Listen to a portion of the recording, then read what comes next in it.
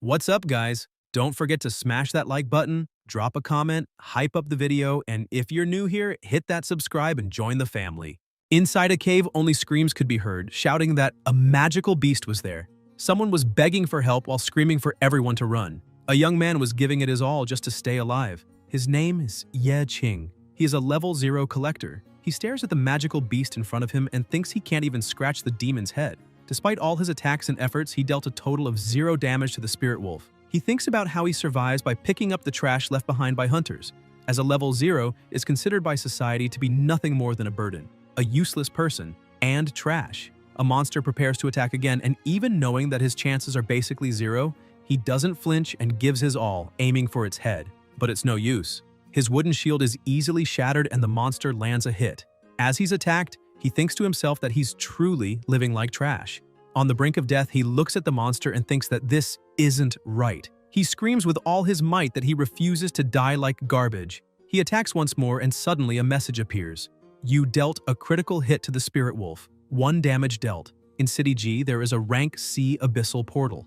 A man begins to approach the portal and another comes running. Ye runs through the portal with something in his hand, while a monster chases after him. A hunter attacks the monster and defends him, saying the collector is too slow. The protagonist is a veteran collector and works every day recycling the trash left behind by hunters who fight monsters, because the Abyss supervisors don't want those resources to fall into the hands of ordinary people. After all, those crystals are rank C and worth over 50,000 yuan. Suddenly, someone shows up and steps on a box, calling the protagonist a brat. The hunter says they will inspect the dungeon resources one by one, and warns that if Ye tries to be clever and hide a crystal, he'll face a hefty fine and might even be arrested.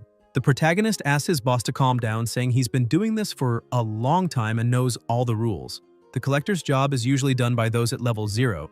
If the combat team can't handle the monsters, level 0 lives are in immediate danger. And it's not an exaggeration to say the job is worth a life. The pay for returning from a dungeon is 300 yuan. Each collector gets 1,000th of the value of the trash collected, around 600 yuan.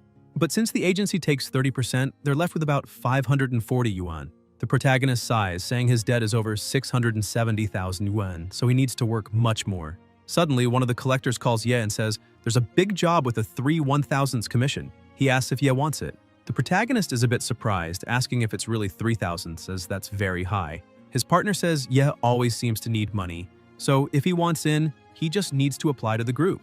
Ye doesn't waste time and stands up, saying he'll join and will apply right away. On the bus, people were asking if the public mall in Shenfeng is that Abyss Republic they've been hearing about in the news. They say it's rank A. That's why the rewards are so high. They heard that several groups were wiped out.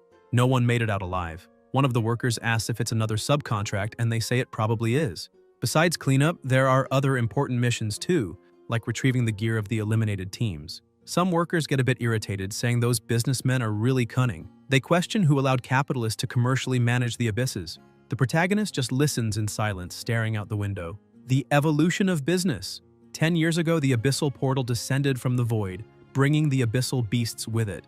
Only those who could level up gained special abilities to defeat these beasts.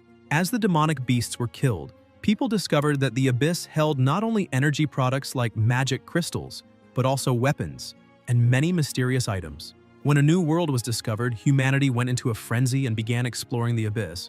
Many traditional companies went bankrupt and public funds were redirected to support this new market. Ye tried to find work in every possible way. However, he always heard that no level 0 people were accepted.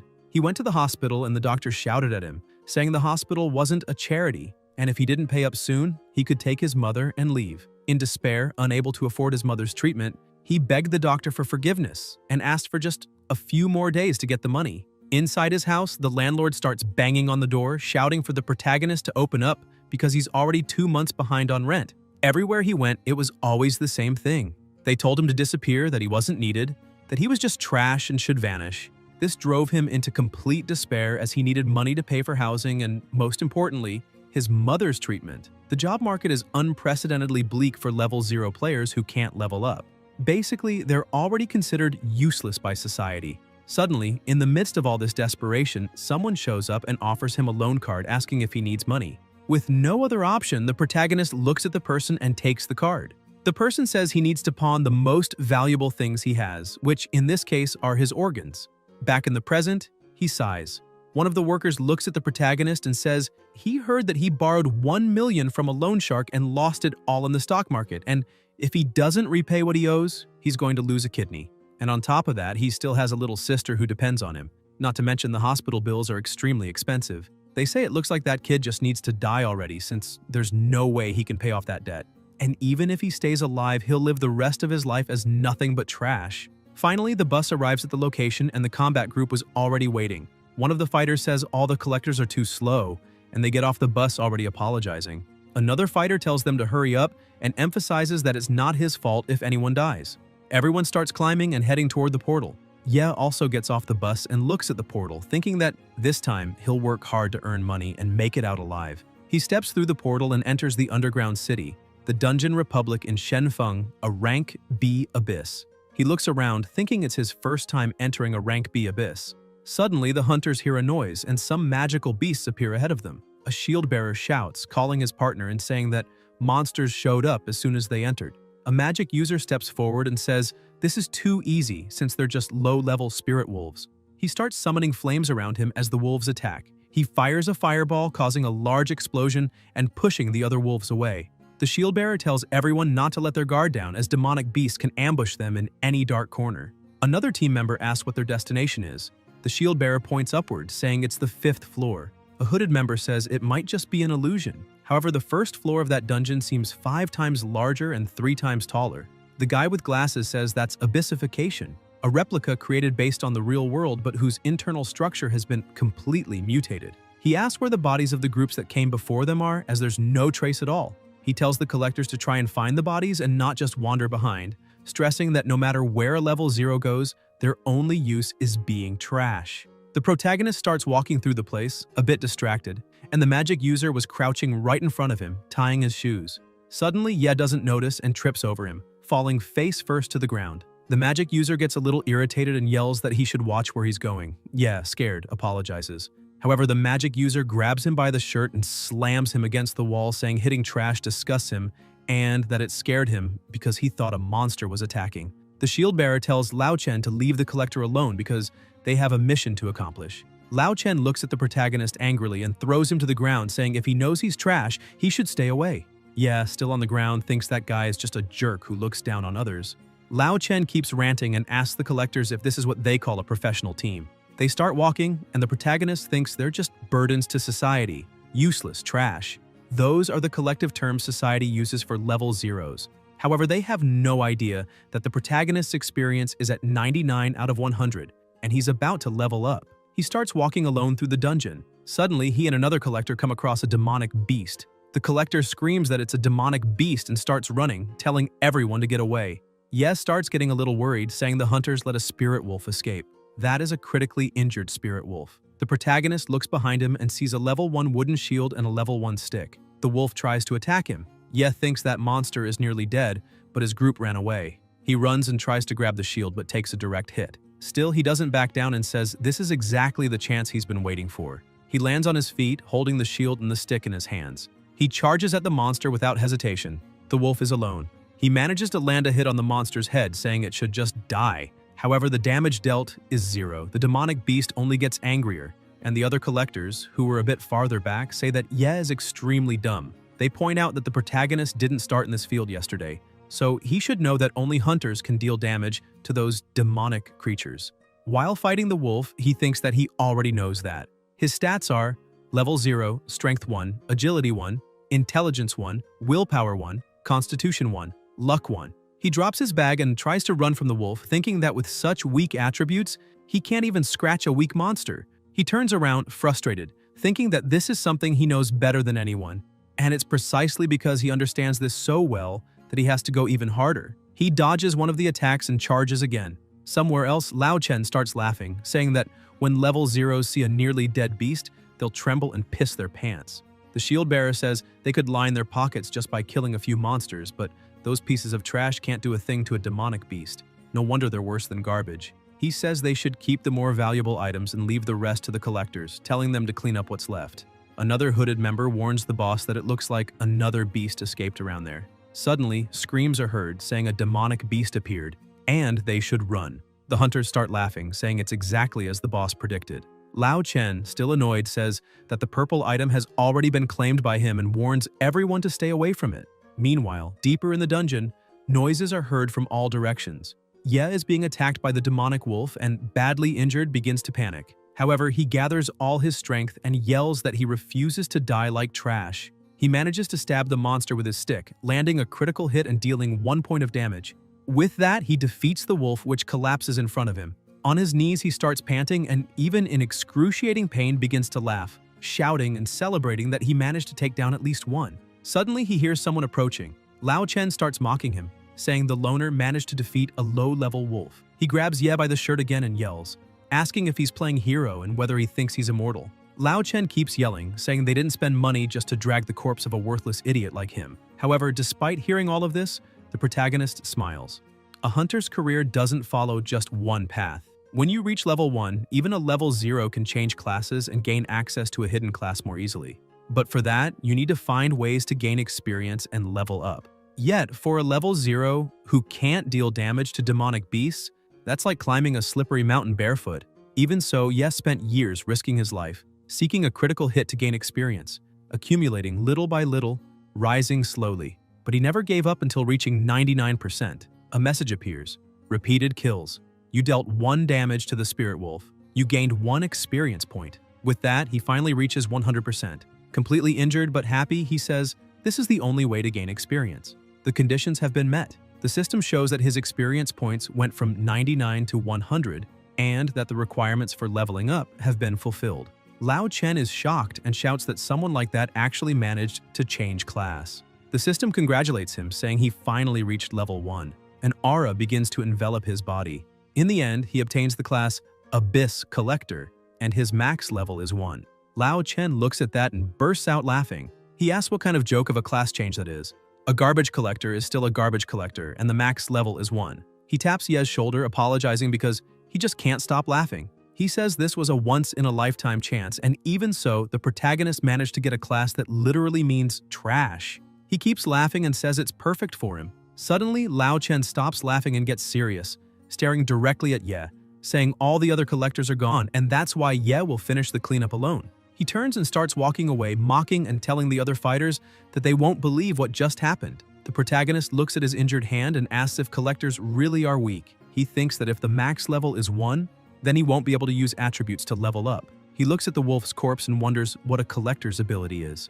Suddenly, his eyes start to glow and the wolf's corpse begins to emit a strange energy. The system says, "Recyclable trash found.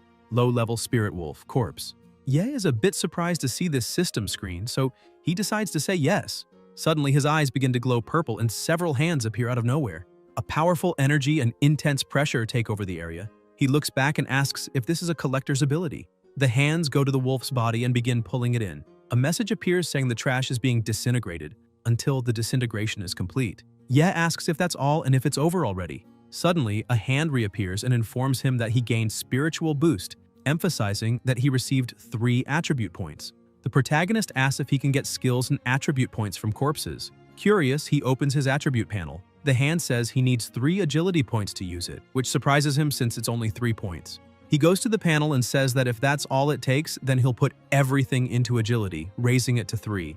The system informs him that he met the conditions to use the Spirit Wolf's ability and asks if he wants to activate it. Without hesitation, he says yes. Suddenly, he starts feeling something strange in his body. When he opens his eyes, he's a bit confused because he didn't feel any result. Someone yells at him, saying he needs to go clean up that mess, and he yells back that he's going. Afraid of getting scolded, he starts running. But as he steps on the ground, he notices something different. His speed is extremely higher. Not used to it, he trips over a root and falls to the ground, asking if it was the ability that did that. The system screen appears again, informing him that the spiritual boost is on cooldown. He gets up, takes a deep breath, and looks ahead. But when he sees it all, he's surprised. There are several wolf corpses there. With his new vision and collector ability, he can see that all those bodies are recyclable. Ye wonders if he can take attributes and recycle abilities from beasts, because that's the only ability of an abyss collector. He starts using his ability again, saying that maybe it's his only ability, but it's extremely powerful. While his skill devours all those corpses, messages keep appearing saying he gained 4 attribute points, 3 more attribute points, and so on. The protagonist says that when he first touched the spirit wolf's corpse, he gained the spiritual boost ability. One of the hands reaches him and delivers an energy orb, saying he received 1 attribute point. He's surprised and wonders if that really is an attribute point. He points out that apparently devouring the same type of corpse doesn't grant more abilities. Additionally, the reward for recycling bodies of the same species gradually decreases. He asks all those hands if he needs to recycle new corpses to gain new abilities, and they respond yes. He's happy, saying that this class really didn't disappoint him. He opens the attribute panel again and is shocked to see he already has 111 unassigned points. He stares at the panel and wonders what he should raise since points are no longer a problem. Yes starts smiling and says it's best to distribute the points evenly, so he begins raising all his attributes equally. In the end, his attribute panel looked like this. Name Yeqing, level 1 max class, Abyss Collector, strength 20, agility 20, intelligence 20, willpower 20, constitution 20, luck 20. Meanwhile, the group of hunters continued fighting, saying that only those last 2 monsters remained. After defeating them, the shield bearer asked Lao Chen if he's serious about saying that the collector changed class to collector. He wonders if that hidden class wasn't on that class list he always checks. Another member says it's not that important because every year a new class is added to the list, but the most valuable ones remain the same. These so-called hidden classes are usually just a joke. Lao Chen says that considering the protagonist's level is at most 1, then he must be an F rank, just a bit stronger than a level 0, so there's almost no difference. The group leader says they should let it go, continue what they're doing, and stay alert at all times. They keep walking and finally reach a higher point. However, the moment they look at what's ahead, they're completely shocked. A completely dark monster is standing before them. The leader says the mission target has been found, as those are the remains of the captain and the falcon hunting team. The girl with them is confused, saying there's a pile of them, and not even in that shopping mall, especially not on the 5th floor. The man with glasses approaches one of the bodies and says the abyssification hasn't even lasted 48 hours, and yet the corpses are already completely dehydrated. He says it's possible their essence was drained using some kind of magic. The woman says that up until now, they had only encountered low-level spirit wolves. So if the falcon hunting team was B rank or higher, this is really strange since they were all defeated and killed there. They start hearing a strange noise and the leader looks to the side and is completely shocked as several monsters begin appearing out of nowhere. He yells that it's not just wolves that are there. Meanwhile, on TV, the news report announces an important alert. An abyssification has occurred at Shenfeng Public Mall. Initially rated as a grade B mutation, the current number of missing people has already reached 217. Back inside, the leader shouts in fear, telling everyone to retreat immediately, saying it's an ambush. Lao Chen starts using his flame and yells that he had found it very suspicious not to see the bodies of the previous hunting team, but it turns out they were all piled up in that mountain of corpses. The leader says the weak demonic beasts along the way were only there to lure them deeper into the dungeon. As they defend against the first wave of attacks, they begin to see something much bigger starting to move. The leader looks and says that the true voice of that dungeon has appeared. It's a carnivorous plant from the abyss, rank A. Lao Chen shouts for everyone to look up because the hunters who had died came back to life and were attacking. While all this is happening, the protagonist is still recycling the corpses of the low-level spirit wolves. After recycling several bodies, a system screen pops up in front of him, saying he reached the novice collector milestone by recycling 50 corpses. He starts laughing, saying he finally unlocked an achievement. The system informs him that he'll receive the following rewards, which makes him very happy because he wasn't expecting any. His rewards are a low-grade heart collector and a very ordinary dagger. He's extremely disappointed, saying that while the dagger might be usable, the rewards are really bad. As he's there examining his rewards, he starts hearing very loud noises, looks up, and wonders if something's coming toward him. Screams start growing louder in his direction, and a zombie begins running to attack him, which terrifies him. He dodges the first strike and backs away. The system says he triggered an agility check, emphasizing that he successfully evaded with a flashy move. He shouts that the monster scared him so much he thought he was going to die. He begins to analyze his own body and feels like he's become significantly more agile, wondering if it's because of the attribute points he distributed. He clenches his fist and smiles, thinking he's finally become stronger. However, the monster that attacked him charges forward again, giving him no time to react. Just as he's about to be hit, his body reacts extremely fast. He manages to dodge another attack. He pulls back a bit and thinks it's not just his agility that's improved, but also his strength. Feeling confident, he activates his spiritual boost ability and charges forward, saying it's his turn to attack now. As he rushes in, he thinks that he's finally become the hunter instead of the prey. He lands a punch on the monster, sending it flying, saying that This time, he won't just tickle his opponents. The system appears again saying he triggered a new strength check, noting that he caused a breakthrough in the target's defense, doubling his physical damage. The monster starts groaning in pain and shaking. Ye begins to smile and says that this is his new version, and it's way better than the old one. The system screen appears again saying that, thanks to his 20 points in intelligence, the protagonist's perception has been significantly enhanced, allowing him to detect hidden traps and weak points in his targets. The monster starts moving again, and now, with his new analysis ability, Ye can see that its essence level is parasitic, and that its weaknesses are fire and its neck. The monster lets out another roar and charges full speed, but this time, instead of dodging, Ye also starts moving forward. The monster attacks with everything it has, but the protagonist manages to dodge and slips under it, going for its back. He starts summoning his dagger, thinking that the monster's weak point is its neck, and with a quick strike, he manages to hit the nape of its neck. The system notifies that he triggered another luck check. The effect of the common dagger was activated and the target received a bleeding effect. Ye steps back a bit and realizes he cut directly through the root on the monster's neck. The system notifies that he killed the parasitized human. The purple liquid on his hand begins to evaporate. The system says he triggered a constitution check and was able to resist the poisoning effect. That liquid simply starts disappearing from his body. He looks at his dagger happy, saying that his first time killing something on his own was a complete success. His collector ability identifies the parasitized human and says he can be recycled too, asking if the protagonist wants to do it. He says yes, and his skill begins devouring the corpse. Shortly after, the system says the parasitized human has been successfully recycled, and the protagonist acquired a passive ability, Toxic Evolution. His new skill, the effects of being poisoned are reversed and randomly turned into a beneficial effect for the user. Requires Constitution 15. Seeing this, he asks if that means he can drink spoiled potions as if they were normal. He uses the skill card, and the system confirms that the passive ability, Toxic Evolution, has been added. In addition, he received 5 more unassigned attribute points and also disintegrated the spoiled potion. The system warns that it's highly toxic and shouldn't be consumed, but he looks at his skill card and thinks that with his new Toxic Evolution ability, the poison will turn into something very beneficial. With that in mind, he starts drinking the highly toxic potion to see what happens. The system informs that due to Toxic Evolution, the critical effect was transformed into a healing effect, and all the damage he had taken up to that point was instantly healed. The system also notifies that he acquired the Buff Essence. All attributes doubled for 10 minutes.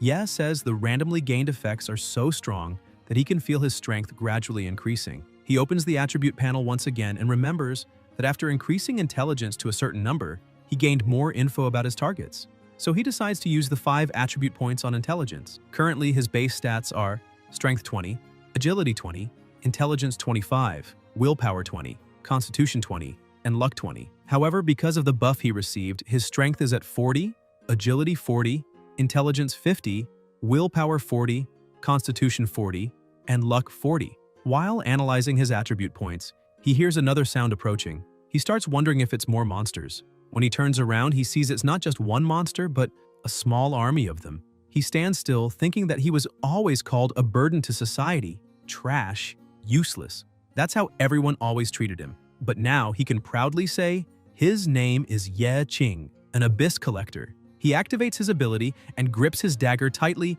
saying they can all come at him because he only has 2 times to fight, daytime and nighttime. Meanwhile, on the 5th floor, their fight was still going. However, they were starting to feel overwhelmed because the entire Falcon team had been parasitized. The leader tries to defend himself but realizes that even though those monsters are just the bodies, they're stronger than they were alive, not to mention the boss itself, the carnivorous plant from the abyss. He shouts to the whole group that they need to retreat immediately. They start running while Lao Chen tries to clear a path with his fire magic, but the woman gets hit in the back and the man with glasses had already been killed. The leader just keeps running, saying the monsters are still chasing them no matter what they do. Lao Chen, trembling in fear, thinks those monsters are too strong and they won't be able to do anything more. With that, he just keeps running non-stop. The shield bearer tries to block an attack while Lao Chen keeps running. He thinks he only came there for money and gear, so dying there would be a waste. Suddenly, the team leader starts being enveloped by a strange magic and can't move properly. He looks at Lao Chen and asks what he's doing, saying they're a team. Lao Chen apologizes to his boss but points out that he needs to hold the monsters off as long as possible. He abandons his leader to his fate and starts running, saying that when he comes back, he'll spend a little more on his funeral. The shield bearer, lying on the ground and unable to do anything, just tries to call for help but is completely ignored by his companion. While running, Lao Chen thinks he won't lose anything if he escapes now, because at least he still has the equipment he managed to grab, and at worst, he'll just have to come up with an excuse for his whole team being wiped out. However, he crashes into someone and falls to the ground. Seeing the protagonist, startled, he covers his mouth, but once he realizes it's Ye, he starts getting nervous, saying that once again that trash kid got in his way. The protagonist begins to get angry, asking if Lao Chen really betrayed all his teammates just to survive. Lao Chen, watching Ye's ability in action, asks if that's all he can do. Suddenly, he starts thinking that he can't let the protagonist leave, because if Ye reports him to the committee supervisors, he'll likely be condemned. He shouts at Ye, asking if he doesn't want to become stronger and stand out from the others. Then he says this is the moment and tries to kick the protagonist, telling him to go and become monster food. However, the kick has no effect on Ye.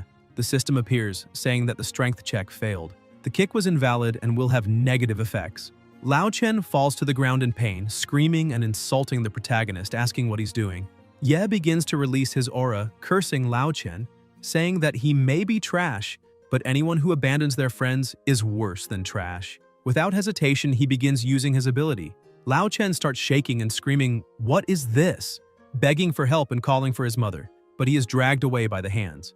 The ability notifies that the trash triangle is in progress, but that trash is not recyclable. The hands throw him back to the ground, and the protagonist says that apparently not all trash can be recycled. Suddenly, another notification appears saying the recycling skill has been upgraded. Now, the target's useless abilities can be recycled with their consent. Additionally, Ye receives another card saying he is the Spellmaster, the 3-minute experience card. If the target is unconscious, consent is given by default, which is very convenient. He uses the 3-minute experience card. With it, he gains control over all flames. The Fireball skill requires 15 intelligence points, and he has 50 in total. By activating the Dark effect, the Fireball evolves into Grand Flame Explosion. Several monsters begin moving again. Ye looks back and sees they're getting closer and closer. He starts trying to figure out how to use the Fireball skill and tries to remember how Lao Chen did it last time. When he uses it, it creates an extremely powerful explosion. The flash takes over the entire floor, and all the monsters in front of him are completely disintegrated.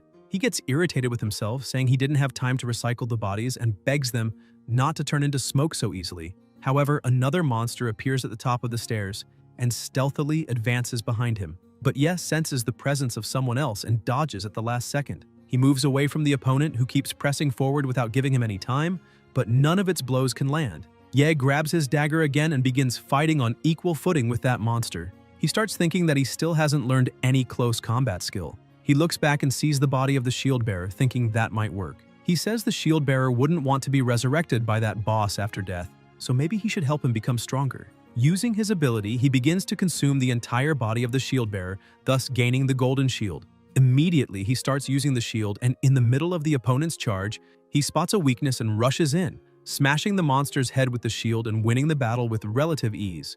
Without wasting time, he apologizes to the former hunter, who had been parasitized but says he needs to recycle that body too. He asks the former warrior to rest in peace.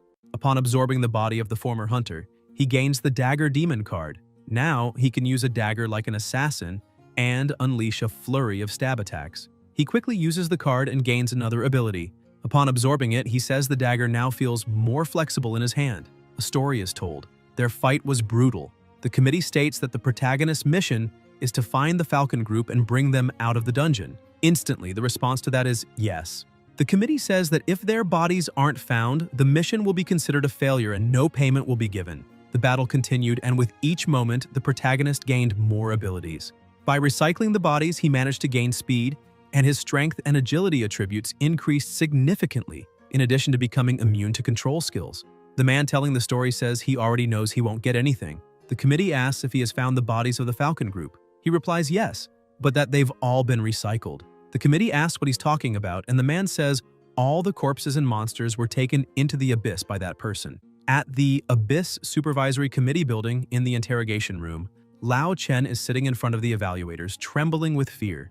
The committee says he was the only survivor from that dungeon, so the person he's referring to doesn't exist. And furthermore, there's something very strange. When they found Lao Chen's body lying on the ground, his level had been reduced to 1, something that's never been seen before. Driven mad, Lao Chen starts screaming that it was exactly like he said, his abilities were recycled by that person. And that's the proof that he's the trash collector. but he doesn't sound credible saying that. The committee states that the abyss's energy pollution level is so high that it's possible he was recycled and then spat back out, which is what's causing hallucinations. That's the main theory proposed by the assassination team. Lao Chen keeps yelling that it's not true and insists he's telling the truth, that he wouldn't lie about it. He insists that everything really happened. The trash collector did all of it at the entrance to the rank B abyss. After all that, the protagonist sold the magic crystals on the black market, but received only 30% of their value since crystal trading is monopolized by large corporations and private transactions are illegal. The black market charges 70% as a handling fee. The magic crystals he brought were barely enough to pay what he owed the loan sharks from some time ago. However, since then, there have been no more incidents. He looks at his own hands and thinks that he's a bit afraid of using his recycling ability in front of others, as they might report it to the supervisors.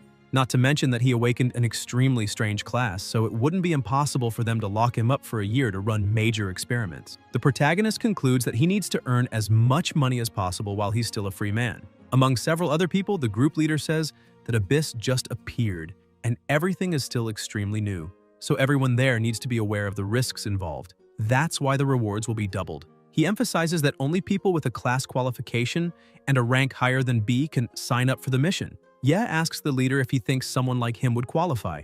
The leader asks what his rank is. The protagonist pulls off his hood and says he's a level 1 collector. Everyone starts laughing and the leader slaps his hand, saying that even a piece of trash like him has the nerve to consider himself a classed individual. He says the protagonist should get in line with the rest of the trash. However, that's exactly what Ye wanted. He thinks that if everyone there believes he's weak, they'll lower their guard and probably place him in the back of the group, acting as a simple support. And in that case, even if he secretly collects bodies and trash, no one will notice. It's a dangerous plan, but a brilliant one. Suddenly, another person arrives and says they should get going. People start commenting that she's the daughter of a famous family, the one who awakened a God-chosen class. The woman tells the leader that if they take the protagonist, then they'll have enough people.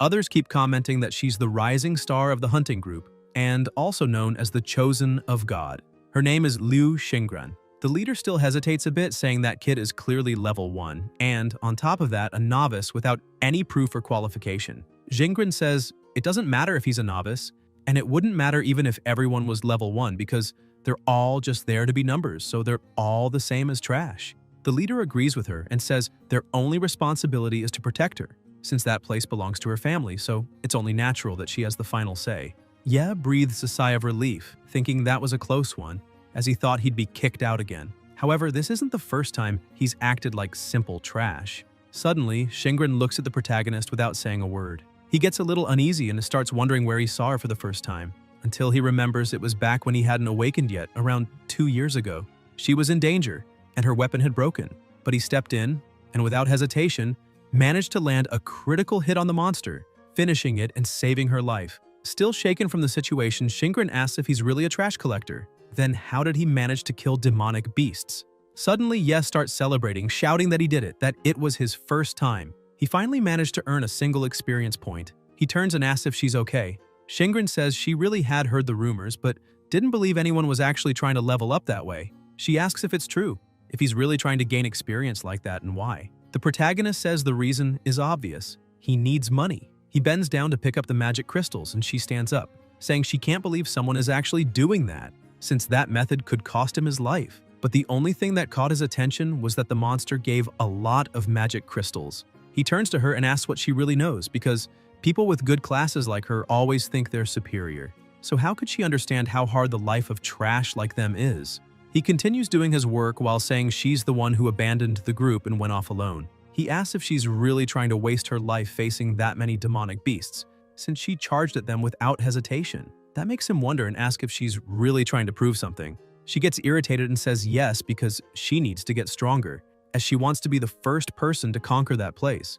Ye asks what place she's talking about, but she changes the subject and asks him to tell her the real reason he wants a class so badly. Without thinking twice, the protagonist says it's because of his family. He explains that he wants to become stronger so he can protect his whole family. Smiling, she asks for his name and the protagonist introduces himself as Ye Qing. Still smiling, she introduces herself and says she truly hopes to see him succeed someday.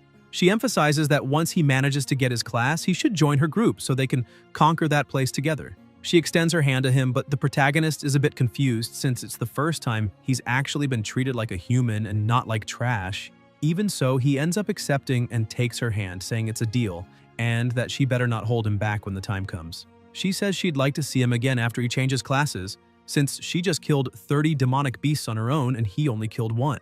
Actually, half, since he only landed the finishing blow. Suddenly, some people appear there. They say they've been looking for her for ages, and question how she could sneak into the depths of an abyss.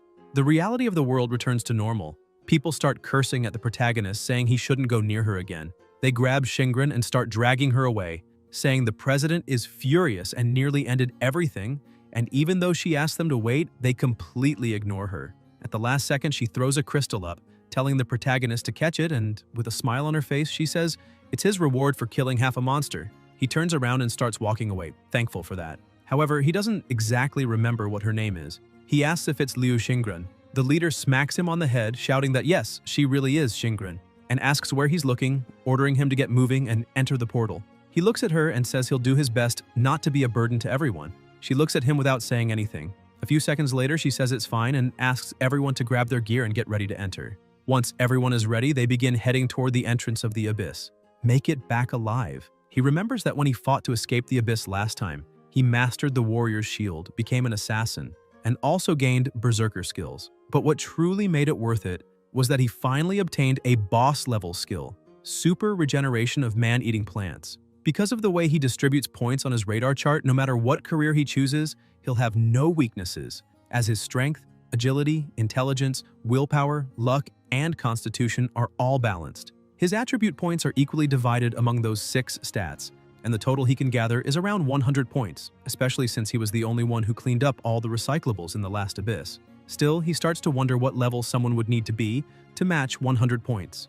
He uses his skill, Observation Eyes, Attribute Perception. He observes that the strength attribute of the man in front of him is only 12 points, and his weakest stat is intelligence with just 1 point. He thinks that if the strength of a normal human is 1, then a warrior with 12 points is approximately 12 times stronger than an average person. But his own strength is already at 100, meaning he's around 100 times stronger than a regular human.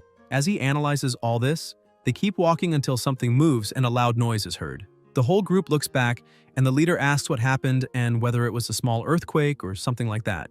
In reality, it was a trap. However, Yeb managed to hold it back with just the strength of one arm, pushing the wall back and preventing it from crushing someone. He remarks that the structure of that underground space is very unstable. Suddenly, someone else arrives, shouting that they found a chest, drawing everyone's attention and allowing the protagonist to breathe a sigh of relief for not being noticed. When they reach the chest, the leader says, this is total crap because they don't have any assassins in the team. And that chest looks like it's rank A. The protagonist raises his hand and says he can open it. However, the whole group is confused as to how a level 1 person could open something like that. He walks up and effortlessly opens the chest, leaving everyone stunned. He thinks that opening that lock is as easy as eating, but the rest of the group can't believe he did it so easily. The leader says that lockpicking skills like that can only be learned by assassins above level 5. Ye explains that a level 1 collector can learn a bunch of useful skills because they come across lots of unopened chests while cleaning up trash. The leader ends up understanding and says they'll divide the items once the mission is over. For now, they should keep moving. The group agrees, but they hear a small sound. Ye asks the woman next to him to stand still for a second because it seems like there's something ahead. He throws a rock, and the walls quickly begin to move. This way, he triggers a trap and prevents a fatal incident. The woman looks a bit uneasy and questions whether the protagonist is really level 1. Ye asks her not to think too much about it, saying they just happen to run into something he's good at. He finds a lot of traps while picking up trash, so he usually suffers because of them. That's how he ended up unlocking the trap perception skill, and there's nothing strange about it. Shingren was behind the two of them and hears the whole explanation. However, she remains silent, saying nothing. All 3 members of the group end up accepting the explanation, saying they understand. The system appears saying, Deception check, success. Target has become more persuadable. The protagonist begins to wonder if this is the power of having 100 intelligence points. The leader starts treating him a little better and gives him an item, saying it's a reward, and tells him to use it proudly. He says it's the one-handed broken mace, a normal class weapon that can be used by a level 1. Ye starts thinking that apparently his evaluation in the minds of the others still isn't very high. The leader tells them to keep moving until they finally arrive at a large room with something in the center. The group asks what the deal is with that and wonders if it's some kind of secret treasure at the end of the abyss. However, they start laughing, saying that getting there was extremely easy, and begin to think it might be the kind of abyss with reward rooms. the type that only contains items and no monsters. The system explains that this is the reward room, a room with no monsters containing only some treasures, a unique type location within an abyss. Jingren asks the group not to get overconfident and to pay attention to places where monsters might spawn. One of the group members walks up to the plaque and holds it in his hand, saying, "There's no way that stone plaque is the only thing in this abyss." He turns, letting his guard down, and asks if now that they've found the last treasure, they can leave. However, the chalice in front of him begins acting strangely. Suddenly, it starts to emit an absurd amount of blood, and the system announces that the blood trial has begun. Jingren curses that member, calling him an idiot, and points out that this isn't an abyss reward but a trap. She says the thing in front of them is the blood nightmares. Jingren opens her inventory, grabs her sword, and shouts for everyone to get ready to fight. The blood monsters begin surrounding them. The protagonist says that to avoid exposing his attributes, he should fight using only 20% of his power. At that moment, the ring on his finger is the Trash Weakness Ring. Its effect reduces all the wearer's stats to a chosen percentage. When he first got the item, he was furious, wondering what kind of trashy ring only serves to lower your stats. But now he thinks that no matter how useless something may seem, it can always become extremely useful one day. The battle begins. Ye uses his spiritual dash and charges at the monsters. Even limiting his strength to 25%, he destroys everything in front of him with a single strike. This catches Jingren's attention, and seeing that he did all that with just one move, she realizes everything around him is being destroyed. One of the monsters takes advantage of her distraction and tries to attack her. However, Jingren hadn't let her guard down, and with one move, she destroys the monster. Meanwhile, the Horned Warrior is struggling. He asks what's going on because even after blasting the monster with a hit, it begins to condense and take human form. The Blood Nightmare, in its original state, is fragile, but when it attacks humans, it strengthens based on the opponent and mimics their form. Even so, the warrior doesn't back down and manages to slash the monster in front of him. The mage shouts, praising the attack, but the monster, even wounded, doesn't fall. It counterattacks, cutting off one of the warrior's arms. He falls, screaming in pain, and the mage, in despair, says, "Decapitation doesn't work, so how are they supposed to win against those things?" The monster prepares for the final blow and attacks with everything.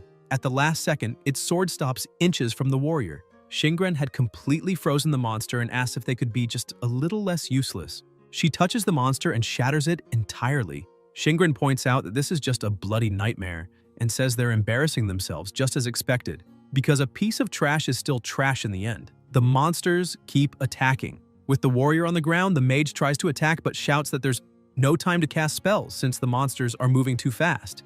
Ye says that if swords don't work on those monsters, then they'd better just barbecue them all. He uses Grand Fire Explosion, destroying several monsters at once. Once again, the entire group is left speechless. The mage screams that Grand Fire Explosion is an S-rank spell, and casting it instantly is basically impossible. She asks if something's wrong. How can a level 1 player do that? More monsters begin appearing and advancing. They let out a loud roar, however, Ye does the same, and his roar stuns the monsters. Berserker mode is a skill exclusive to Berserkers. Speed is increased by 100%, strength as well, and damage taken also doubles. With one punch, he completely explodes the Blood Nightmares, but he notices blood fragments flying all around him. When he looks back, the monster he just destroyed starts to fully regenerate, but with something different. The mage, still frightened, says that monster duplicated. The creature begins to evolve, transforming into a Blood Nightmare King. The group starts shouting, asking how a king-level monster could appear in a B-rank abyss. That's why they're certain something's wrong there. Ye says that monster can mimic its target's form and grow stronger by facing stronger enemies. That Blood Nightmare absorbed the protagonist's attributes and instantly evolved into a king-level monster. The Blood Nightmare begins its assault, but Ye manages to dodge. As he pulls back slightly, he wonders if that monster's attributes are enough to match his own, because if that's true, it means there's no way to win by overpowering it. Jingren steps forward and calls the protagonist a useless little fish, telling him to get out of the way because she wants to handle that powerful opponent. The monster starts attacking her too, but with her speed, she's able to dodge and begins climbing up its body. With her freezing sword, she attacks and begins freezing parts of the monster. Ye is surprised to see that she can use domain-level ice control, but it still isn't enough. With its other hand, the demon strikes, landing a direct hit and throwing her to the ground. She gets up and even without major injuries, thinks that it's not going to work this way because she's still too weak. Some time ago, she was at the edge of an abyss, and her guards warned her that the abyss's energy was highly unstable, asking if she really wanted to go in alone. Jingren kept preparing and thought her goal was to conquer that place once and for all. the highest darkness level of the Tower of the End. However, her growth rate is still far below that of her brothers and sisters.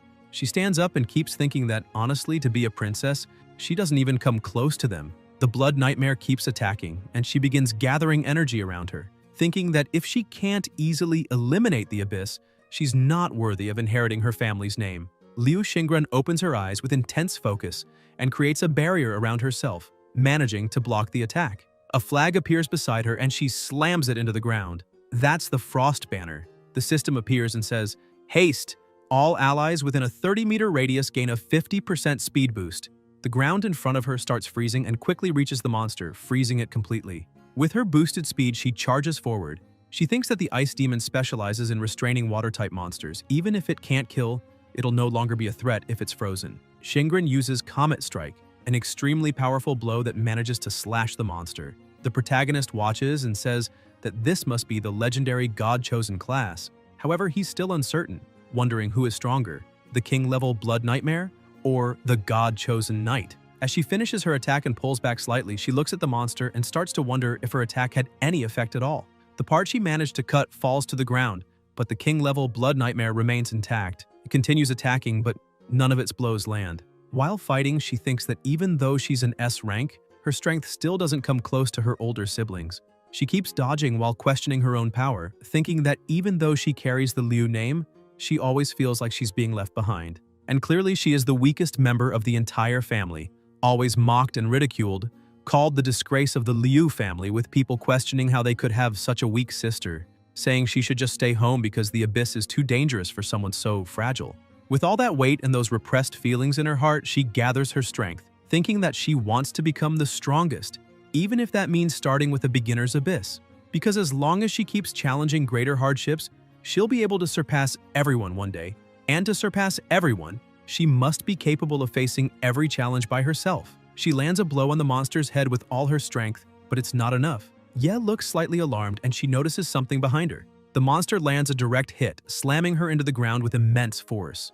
From that attack, she begins coughing up blood. The team's mage starts panicking, shouting that the monster was able to defeat even Xingren, an S-rank hunter. So everyone needs to get out of there immediately. The Blood Nightmare prepares to deliver the finishing blow to her, but the protagonist won't allow it and once again uses his firepower, destroying one of the monster's arms. The severed arm flies toward the rest of the group, who scramble to dodge. Thanks to that attack, Xingren manages to get up.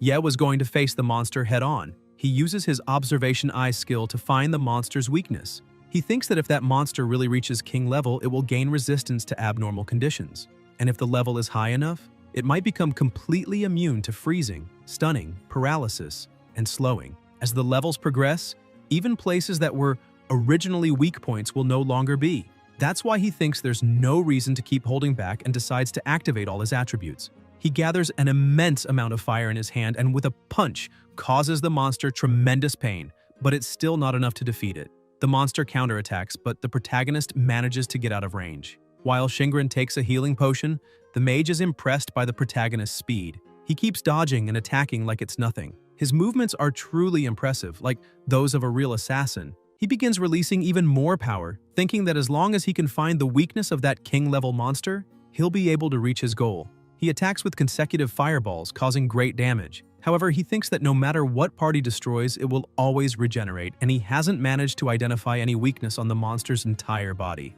However, he notices the monster seems to be remotely controlled by something. When an object was removed, a trail of blood appeared, indicating that the cube had something to do with the Blood Nightmare. He asks the group to throw it to him. The warrior sees the block in front of him and with a three-fingered kick, makes a perfect throw. The system screen appears saying the intelligence test was successful and that he can now decipher the ancient writing on the block. The system begins decoding the ancient enchantment on the block to break the blood curse. Ye is shocked and thinks the solution was right under everyone's noses, and if he had used the observation eye from the start, all of this could have been solved. The monster grabs the plaque in midair, puts it in its mouth, and enters invincible mode. The group asks why the monster is no longer moving, and the protagonist gets frustrated, saying he was too careless. Now that monster has gone into invincible mode. Xingren approaches him and asks if they've met before because when she heard him for the first time before entering the dungeon, his voice sounded familiar. Ye is surprised and asks if she really didn't recognize him. He explains that he met her in the abyss 2 years ago and says he was the trash collector who took her experience point, the first one he ever earned in his life. She remembers and brings up the 29.5 points she got from that monster. So, he's that brat who took her 0.5 point. Shingren says she remembers now, but can't recall his name. She throws out a few guesses, making him a little uncomfortable, so he decides to tell her his name is Ye Qing. She's surprised and happy at the same time because she never imagined he'd succeed just through hard work. He confirms she's right and says he's now a level 1 collector. Shingren is amazed because he'd always risked his life for experience, slowly accumulating his points, and still managed to become incredibly strong. He asks why she's looking at him like that. She smiles and says it's a little embarrassing to say it out loud. She taps her sword on the ground again and says the block will orbit around the Blood Nightmare's body, so her control over the ice demon can freeze it for a short time. Shingren asks the protagonist to use that brief moment to locate the block. Yes smiles and says he expected that, because no matter who you are, there are always moments when you can't handle a challenge alone. With a smile on his face and confidence in his heart, he tells her to consider this a 0.5 reward and emphasizes that they'll work together to defeat that monster. She smiles and gives him a high five, saying he better not slow her down. The rest of the group yells at both of them, telling them to wait a bit because they want to join the battle too. Even if they're not much help, they want to fight with everything they've got. Yes smiles and says it's fine, so they'll do it all together, and emphasizes that they'll definitely all make it out alive. They get ready.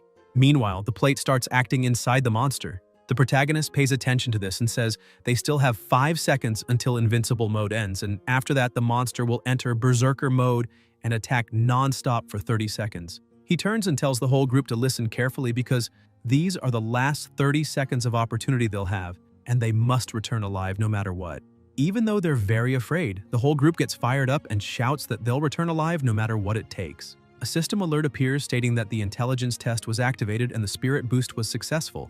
Shingren also receives this buff, and the spirit boost on her caused her fatigue value to decrease by 100%. Her magic recovery rate increased by 15% for 30 seconds. She's surprised by these effects and turns around in disbelief. She smiles and says that it seems she really can't underestimate the protagonist. She begins to coordinate the first attack and orders the warrior to keep the monster's rage low.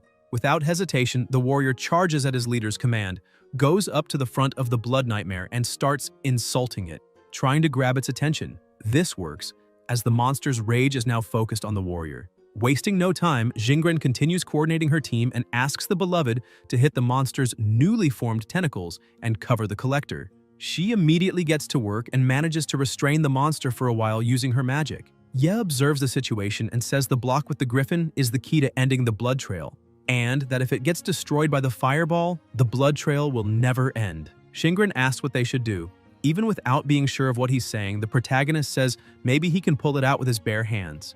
Shingren is shocked by this idea and shouts that there's no way he can do that with his bare hands, questioning if he really plans to dive into the Blood Nightmare's stomach. Ye starts focusing and says, no, in fact, he's going to penetrate the monster's body. Still surprised and not fully understanding, she ends up agreeing and tells the archer to hit the ceiling so the falling rocks can create a platform for the protagonist to jump from. The archer says he got it and prepares, firing a powerful shot at the ceiling, causing an explosion above the monster. Shingren uses her flag again and shouts that she's going to freeze the lower half of the Blood Nightmare. Ye gets ready to act and says they can leave the rest to him. The two launch the attack. The monster notices this and starts attacking them as well. However, all the attacks are avoided, and the protagonist charges in without fear. The reason he advances so confidently is because his super regeneration ability can instantly heal light wounds, so he can ignore minor attacks from the Blood Nightmare. Shingren drives her flag into the ground, freezing the monster and temporarily immobilizing it. Ye takes advantage of the opening and leaps. She shouts for him to hit the chest area since it's the easiest to penetrate.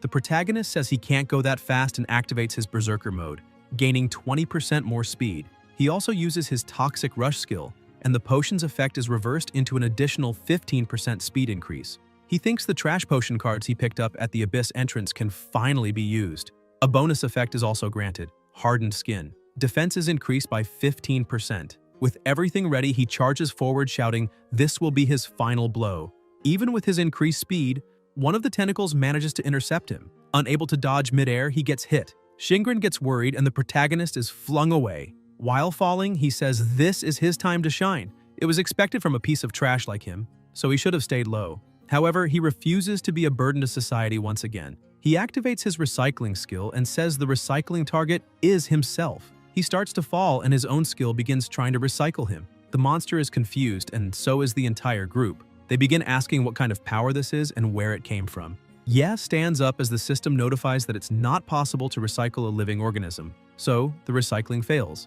The protagonist laughs and tells his skill that if he can't be recycled, then he wants to be thrown away with all its might. He begins to smile, knowing his plan is about to begin. His skill throws him again toward the monster, and this time, the speed is even greater since the force of his ability is astronomical. In the blink of an eye, he pierces through the monster's body, grabbing the griffin.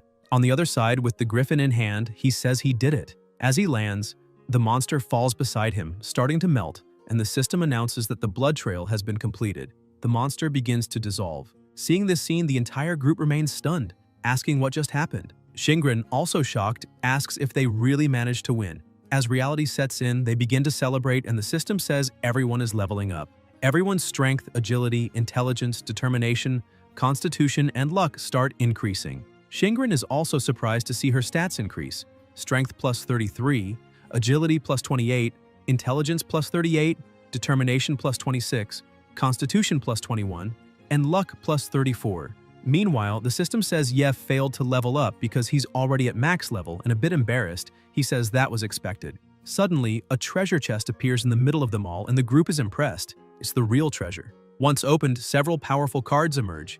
One of them goes straight into the protagonist's hand, an extremely powerful weapon card that grants plus 88 attack. However, the required level to use it is 10. He's a little disappointed since his max level is only 1, and the system promptly notifies him that he doesn't meet the requirements. He throws the card to the ground, frustrated, saying all those shiny items he wanted so badly are now completely useless to him, and he's sad, wanting to cry. Shingren picks up some cards and calls Ye, saying that he was the one who completed the blood trail and was undoubtedly the biggest contributor among them, so he should be the one to distribute the items.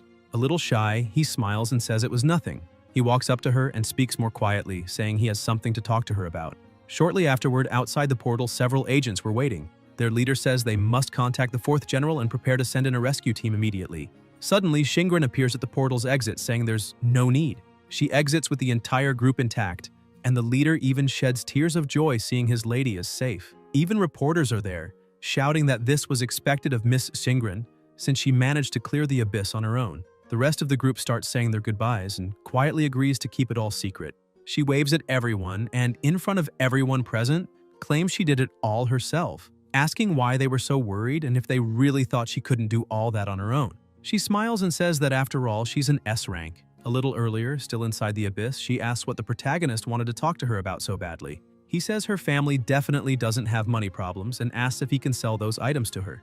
With a discount, he charges 500 magic crystals. Even without understanding, she immediately agrees, saying it's no problem. However, he adds that there's one more thing. He asks that when they leave, she pretends he was never there, and insists she take full credit for the abyss, as if she had done it all alone. Once again, she's extremely confused, but agrees with what he just said. He turns and begins to say goodbye to her, saying they can go ahead and he'll leave secretly afterward. Shingren agrees to everything. However, she's a bit uneasy, thinking the protagonist is setting her up to owe him a favor. Once everyone leaves the abyss and everything is quiet, Ye takes the griffin and sits alone on the ground. He extends his hand, sensing something, and as a small piece of the blood nightmare appears, he smiles. He leans down and tells the little nightmare that even something weak like him doesn't want to be trash and let others decide for him. So, he offers the nightmare to become part of his strength. He captures the blood nightmare with his skill, and suddenly a message appears. Recycling successful. Blood nightmare, skill acquired. Humanoid nightmare consumes life essence to summon a nightmare clone. The clone can imitate the host by dealing or receiving damage. It will dissipate immediately after the effect is triggered. This skill can be upgraded.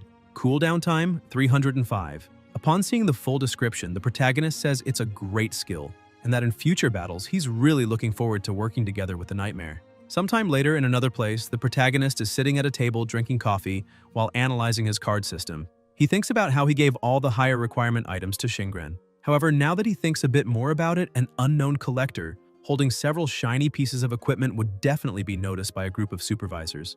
However, all that trash he's been wearing is so unnoticeable that the supervisors wouldn't even care, even if he were selling it in secret. He leans back in the chair and takes a deep breath, thinking he's overthinking it because no one would buy that trash anyway.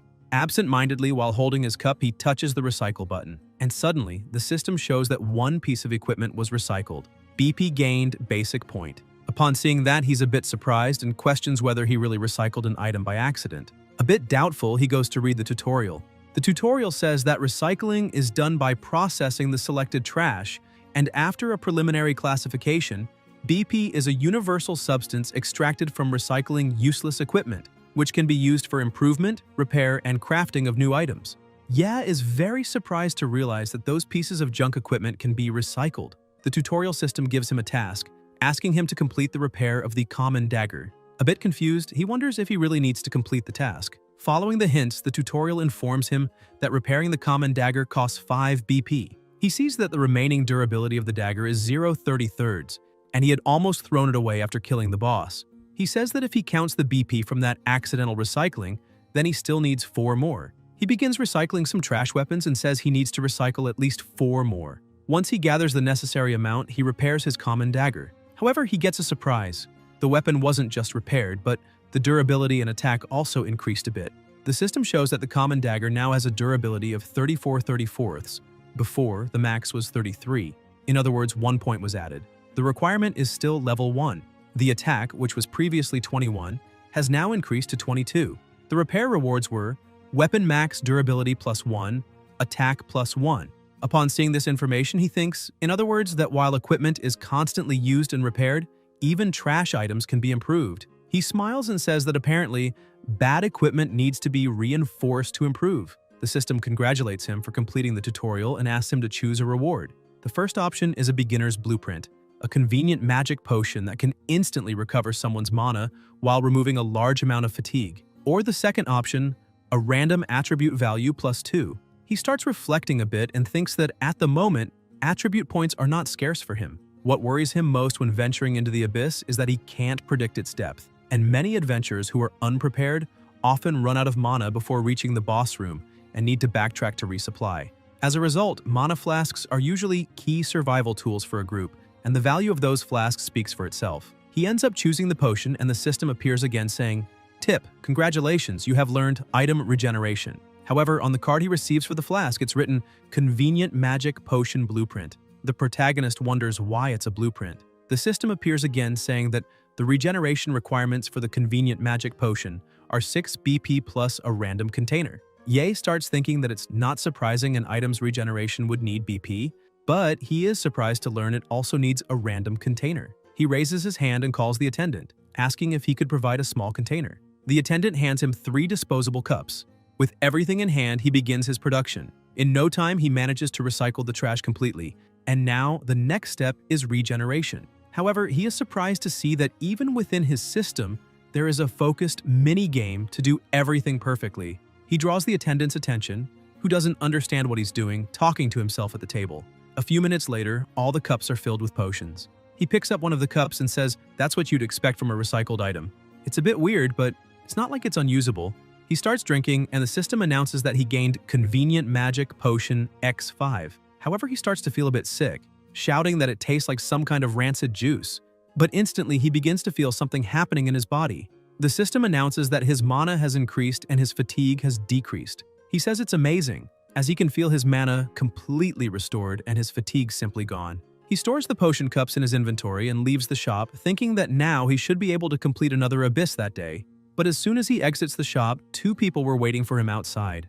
A bald man asks if he is Ye Qing. The protagonist becomes a bit suspicious, so he decides to remain silent. The man who asked his name says it's only been a few days and his aura has already changed completely. The bald guy touches his shoulder and smiles, asking if he found any treasure while collecting trash. He points out that he's been looking for the protagonist for a while and almost reported him missing a few days ago.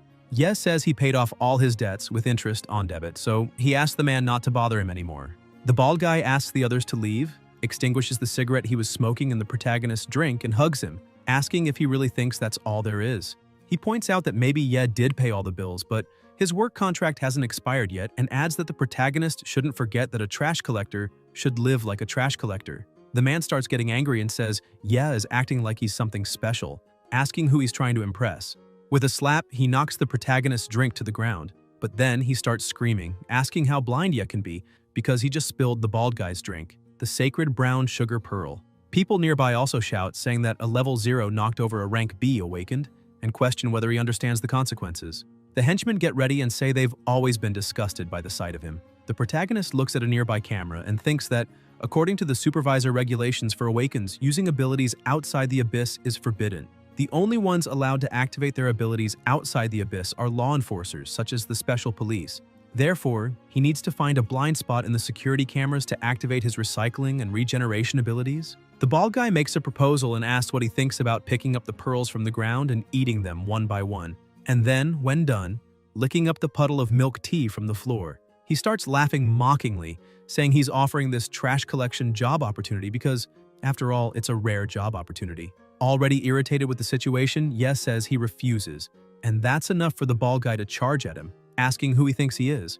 However, someone starts approaching. This person is so powerful that upon getting close, the bald guy starts trembling. That man is Rodrigo, known as Caesar, from the S-rank hunting group, Blood Oath. Caesar grabs the bald guy by the tie and asks if he has gathered enough people.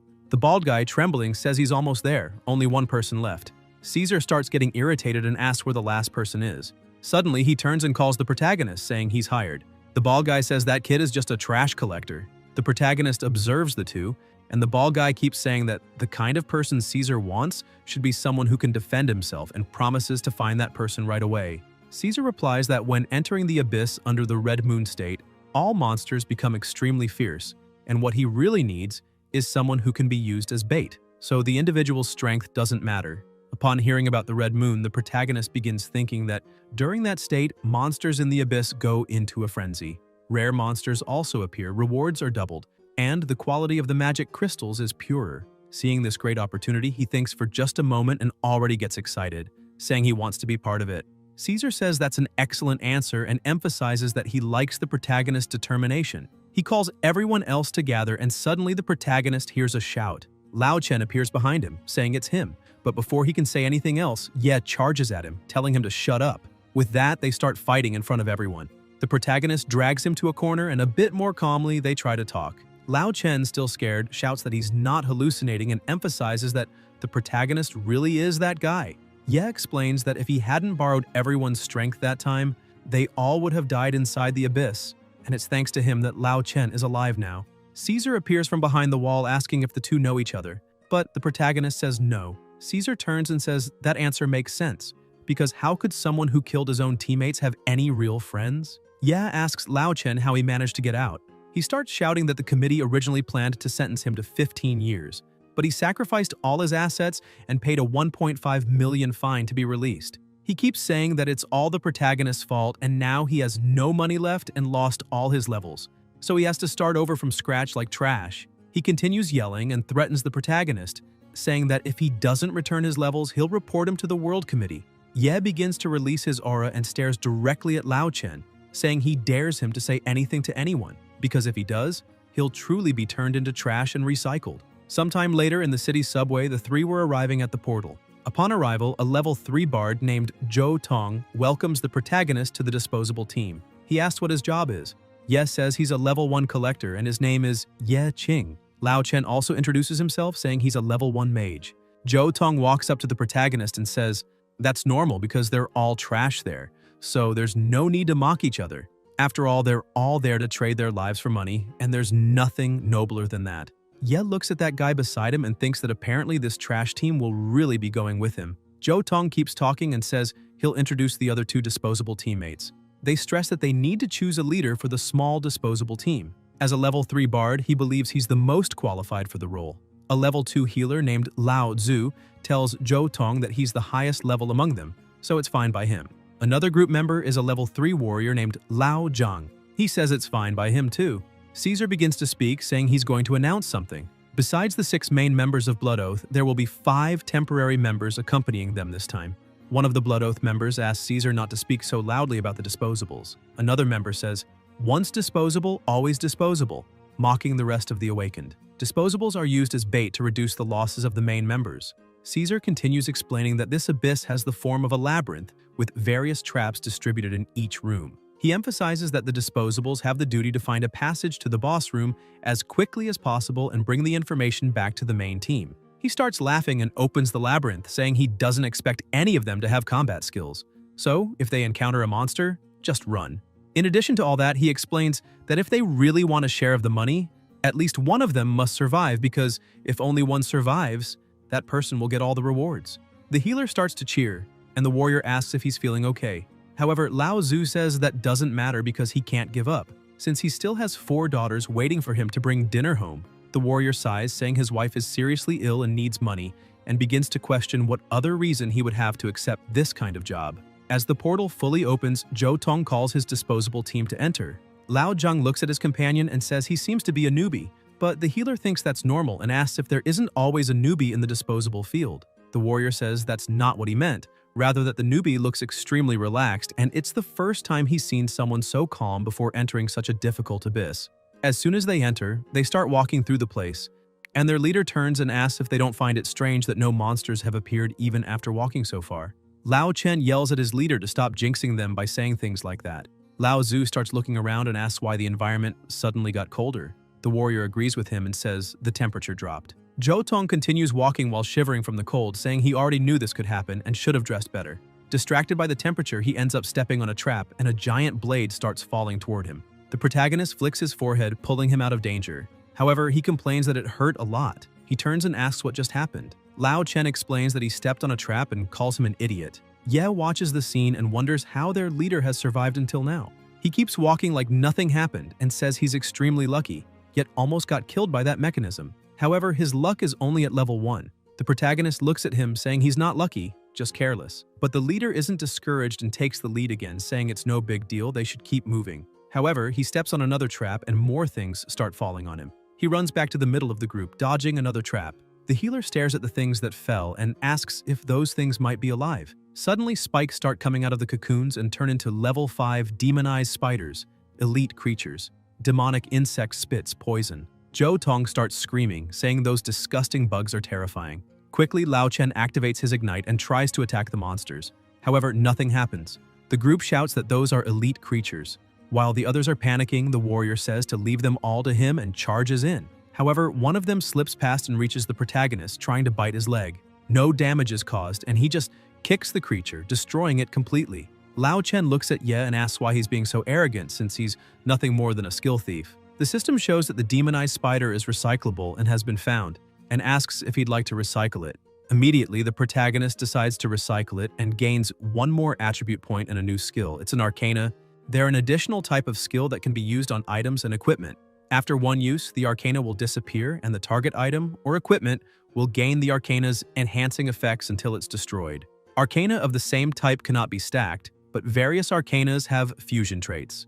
Upon seeing this information, the protagonist says it looks like he can obtain not just skill cards and job cards from recycling bodies, but arcana cards too.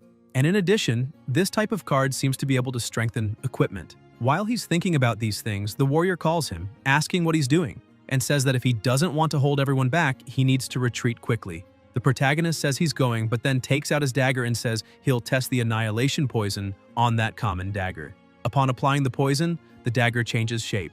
Meanwhile, Zhou Tong is just running from the monsters.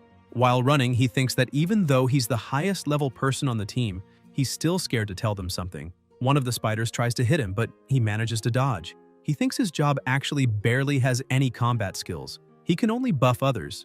And seeing how dangerous the situation is, he thinks the only thing he can do is buff himself with a life preservation buff. First, he starts saying that he's the elegant bard.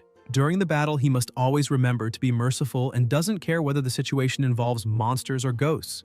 Everyone in his territory must be captured without mercy. Ye watches and asks what that guy is doing. The system shows that the target's buff was successful, and as soon as it happens, their leader starts running and yells that he messed up, wondering how he ended up buffing the monster instead of himself. A strengthened insect manages to be faster and charges to attack him. Zhou Tong freezes, waiting for his end. However, the protagonist appears and shatters the monster with extreme ease. But all the other monsters also got stronger. The healer starts getting worried, and the warrior yells for everyone to retreat immediately.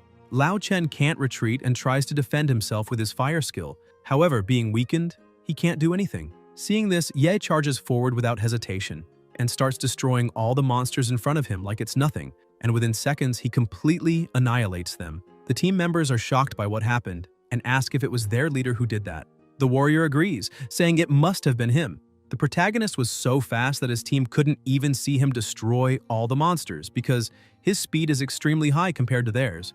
While the healer and the warrior are beside their leader praising him, Ye thinks that the demonized spiders have poison resistance, which weakens the poison's effect. And for that reason, he's not impressed, since the annihilation poison is an arcana extracted by the very demonized spider. Used on itself, the effects definitely won't be obvious, but they overflow only with physical damage. Zhou Tong remains confused by the situation and asks if he really managed to defeat those spiders. He thinks he had only planned to activate a buff to oil the soles of his feet. Other monsters appear a bit farther back, and the protagonist stares at all of them, thinking that the monsters in that abyss have a certain intelligence, and if they perceive an invincible opponent, they won't attack. That will make them turn and run as their primary strategy.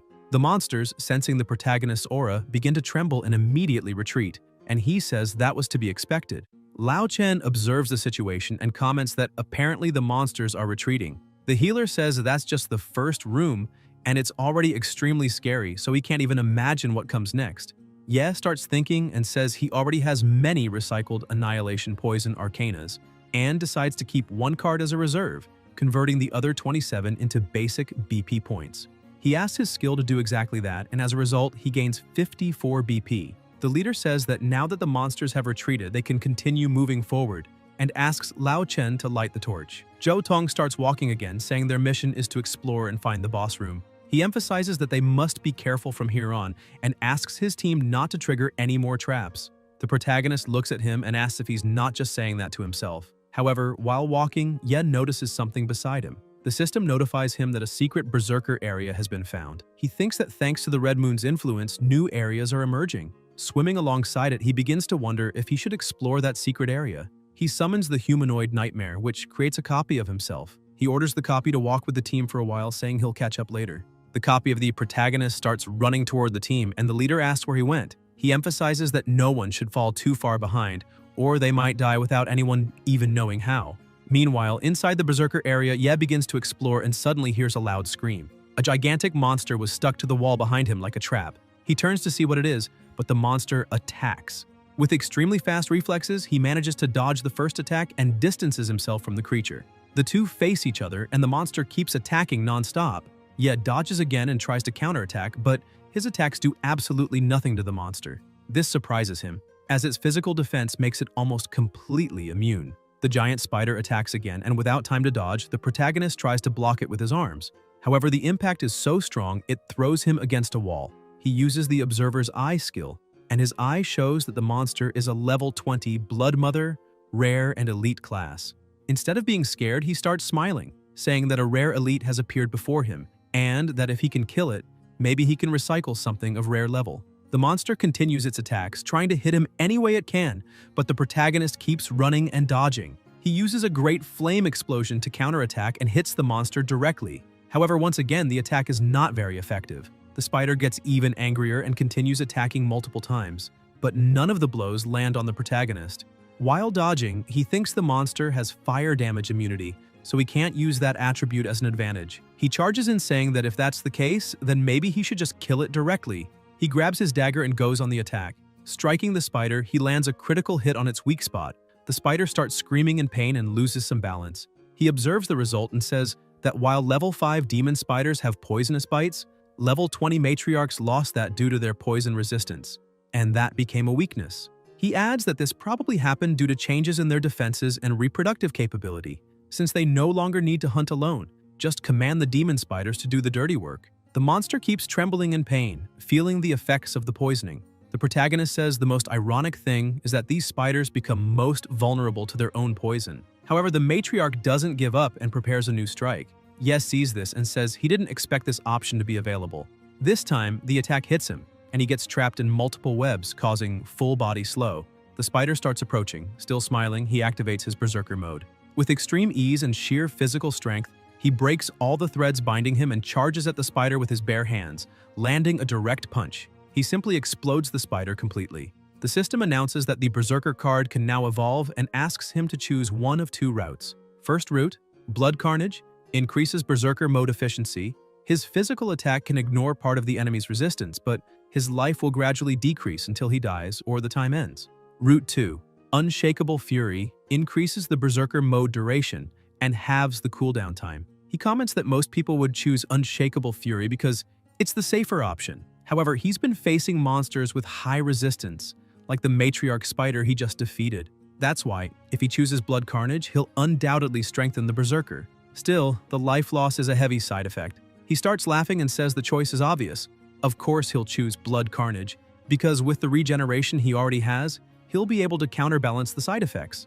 Upon choosing, the system announces his skill has just leveled up. He states that with Blood Carnage active, he'll be able to deal damage even to enemies with high physical resistance. And that's the core of this skill. Other items appear in front of him and he quickly collects them. The protagonist says those are pieces of equipment he can bring back from the Abyss as an official member, especially one that he can sell for 15,000. After picking up the items, he activates his skill to recycle the rest. The system says he obtained 20 tribute points, but what excites him is discovering what kind of skill he'll get.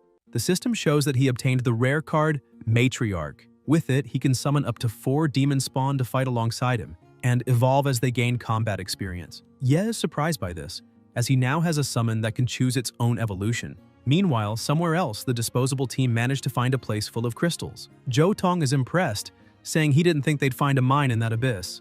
Lao Zhu points out that, besides that, those magic crystals are highly concentrated S rank. He wonders if this is another influence of the abyss during the Red Moon, since each of those crystals is worth a fortune. Without hesitation, the healer places an item among the crystals, the Eye of Argos. It marks a 60-meter radius around, allowing nearby adventurers to be notified on the map. Lao Chen gets angry about this, grabs the healer furiously, and yells asking if he's stupid, emphasizing that with those crystals they could have been rich for life. So why is he marking it for other idiots to come and take it? The healer yells back, telling him to forget about enjoying the riches, because they'll be in serious trouble trying to stay alive if anyone finds out they're hiding something like that. The warrior approaches and says the disposable team's job is only to pave the way to the bosses.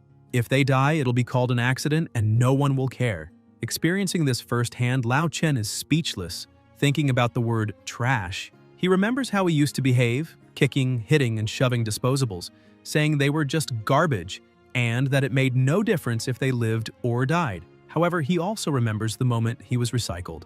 Extremely irritated, he looks to the side and sees that the protagonist's clone didn't care at all, just gazing in awe at the crystals.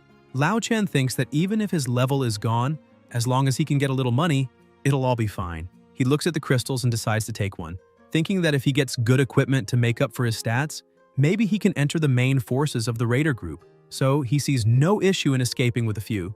However, upon picking up the crystal, a trap system is activated. A glow at the top of the cave intensifies, and suddenly a laser blast shoots between the two, hitting Lao Zhu, who was behind.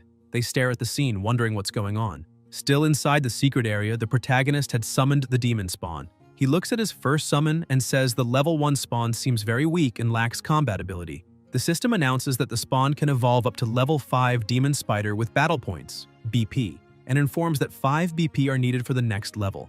He comments that if he wants those creatures to survive in the battlefield, he must at least bring them to level 5, so he decides to invest his points there. The spawn becomes very happy with the news, and as soon as it begins evolving, the system announces that the little spawn has evolved into a silk spider and learned to weave webs. Meanwhile, in the crystal cave, the rest of the group was still shaken by their loss. Lao Chen tries to explain, saying it was an accident. However, the warrior was extremely angry for losing one of his closest companions. Lao Zheng grabs Lao Chen by the shirt and starts shouting at him, saying that because of his greed, they lost a comrade, emphasizing that Lao Zhu was the foundation of his family. He worked himself to the bone to support everyone, and now, because of that greed, it was all thrown away. Lao Chen shouts back asking if it's wrong to want to make a little money, because if he hadn't dropped to level 1, he'd be living well by now, and he adds that on top of that, he still has to deal with people like them. A bunch of idiots. Lao Zheng begins to lose his patience and curses Lao Chen, calling him a traitor. But Lao Chen fires back saying Lao Zheng is no better than him, because in that damned world, power and money are the only things that matter, along with luck. While they were arguing, someone starts to approach and suddenly begins clapping, saying those words were well said, and that he likes that kind of worldview. Caesar shows up and asks Lao Chen if he wants to join Blood Oath, saying they've got a spot open for one more. They are surprised to see Caesar there. Another man arrives and says the body of that person is still warm. Caesar says that death is common there, and just as Lao Chen said, without power, all that's left is to trade your life for money. and wanting to make money isn't shameful, just as dying isn't either. Caesar walks up to Lao Chen and hugs him, saying that those magic crystals that appear during the red moon are worth entire cities. So, if he gets one, his life is set. But he forgot to mention one little thing: the price to take one of those crystals. The price requires someone to offer a humble, useless life. Another warrior appears before the three of them, and the red-haired one says that what his boss meant is that they're going to take the magic crystals from the walls and toss them in the basket. He asks if everyone understood because if they try to run, they'll be killed on the spot. Lao Zheng protests, saying that's impossible because they'll be challenging death with every crystal, and asks if this is a suicide mission. Caesar asks the warrior if his wife doesn't urgently need money for treatment, or if he was just joking when he said, "I'll risk my life to earn money for her treatment." The warrior feels threatened and goes silent, just staring. Caesar tells him to remember that it's not shameful to trade a useless life for money. Trembling with fear but out of options, Lao Zheng turns toward the crystals. He extends his hand, trembling, trying to grab one, but ends up giving up. He lowers himself, apologizing, and shouts that he can't do it. He starts yelling that, to be honest, he lost a lot of money gambling and is only here to pay off his debts because he doesn't want to die. Caesar says they're useless, as expected. Lao Chen analyzes the situation and realizes Caesar is extremely strong, and not even at his peak could he come close to defeating him. He decides to call Caesar boss and says he mentioned earlier that Blood Oath was recruiting and asks if he's interested. Lao Chen points out that he's just a fire mage, but would like to join. Caesar asks his companion if he really said that, and the companion confirms. He tells the fire mage to come to him. Lao Chen kneels in front of him and begins to say that he's willing to sacrifice his life for, but before he can finish, he's struck in the face. Caesar yells, asking if he really thought he was someone important, and says he'd never let trash like him into the elite group, emphasizing that he's nothing but a useless traitor and would be sentenced to death either way. He's just doing this to add a bit more value to his death. Caesar keeps kicking Lao Chen, saying he can be as angry as he wants because he's not leaving alive, emphasizing that he'll turn all of them into corpses and have necromancers control them to collect the magic crystals. While all of this is happening, the protagonist arrives and quickly pulls his clone out. Caesar keeps shouting that they've all already died once, but for some, it's no big deal. Zhou Tong starts getting irritated with everything that's going on and yells, telling Caesar to shut. Ye arrives just in time and touches his shoulder, asking him not to be hasty. He takes the lead and asks their leader to leave everything to him, and in the meantime, just wait in the corner. He asks how dangerous collecting those crystals could really be. The other two group members walk up to the protagonist and ask what kind of trash would show up at a time like that. But Ye just ignores them, goes to the crystals, and picks one up. Everyone runs and hides, begging him to give a warning before grabbing one, because if he keeps doing that, he'll end up killing them all. The mage asks if no deadly trap works on that brat. The redhead questions whether it's possible that the trap becomes useless after being triggered once. The protagonist thinks that even if it's a deadly trap, if he has enough luck to meet the requirements, he won't die but might get injured. Or it might have no effect at all. He's gained so many attribute points that his luck must be at the threshold where nothing happens. He keeps collecting the crystals and receives some alerts that the trap wasn't activated. Caesar is impressed and says the trap is working normally, but the boy's luck is far above 60 points. The mage asks if it's possible for a level 1 collector to have over 60 luck, since in most class changes, luck doesn't increase by itself. Caesar says that if that's taken into account, there's only one possibility: the deadly trap failed. The redhead goes to a crystal, saying it's already happened twice and clearly must be that. So he decides to grab one and smugly says nothing happened. But in the next second, he's also hit by a laser blast and falls dead on the spot, leaving the mage stunned. Caesar says that, eliminating all other possibilities, the boy named Ye Qing has an abnormally high luck stat, and it may be a rare trait related to his class since, in the Abyss, it's more common for power attributes to increase. However, he wonders if the protagonist really spent all his growth potential on something as useless as luck. Ye thinks to himself that he didn't do any of that. He just distributed the points equally. Caesar says the original plan was to turn all of them into corpses he could use, but now he can change the plan because he only needs one corpse with high enough luck. As for the rest, he can discard the bodies. He calls the rest of the group and orders that none of them escape. Lao Zheng starts trembling, saying they're finished now because their opponents are qualified members of Blood Oath, so they're not capable of winning that fight. Lao Chen gets up all beaten and shouts that there's still time to run. He tries to escape with one of the crystals in his hand. The protagonist turns and asks why he's running, because the numbers are on their side. The warrior calls the protagonist an idiot, saying they're still missing one.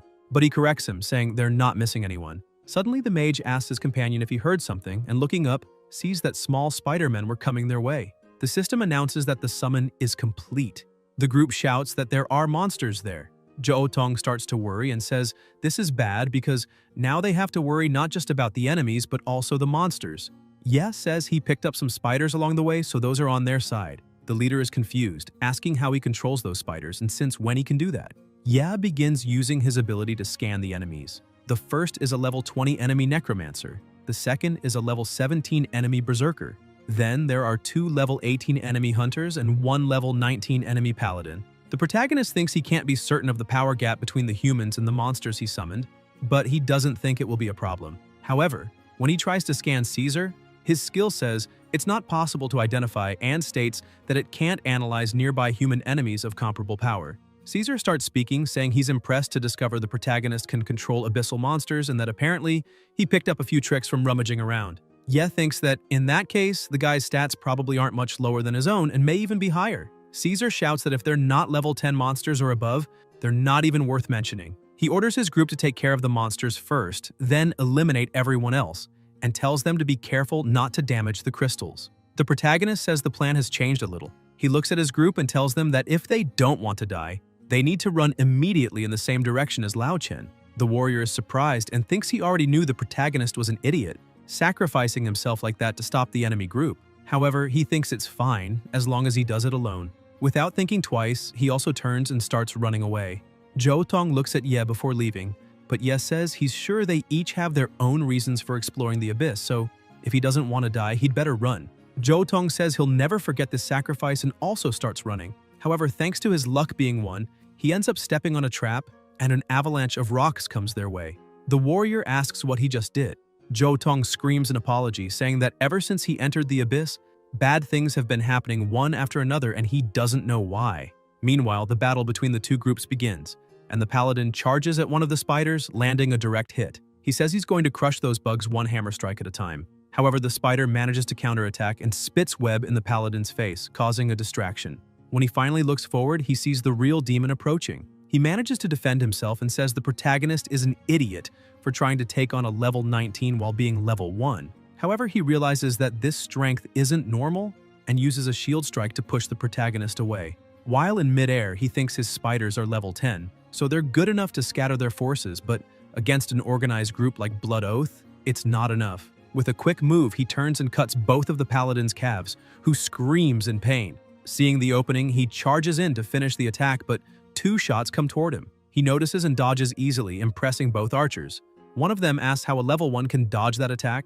The other says he probably missed and tells him to adjust the speed and try again. The archer does that and fires, but Yes sees the arrow coming and slices it in half. The archer is even more impressed, saying that this time he blocked it. The protagonist ducks and uses the great flame explosion on the ground. The blast destroys the floor beneath the 2 archers, making them fall into a pit full of fire. They scream that the protagonist really is someone extraordinary. The enemy warrior gets ready to deliver a finishing blow to one of the spiders.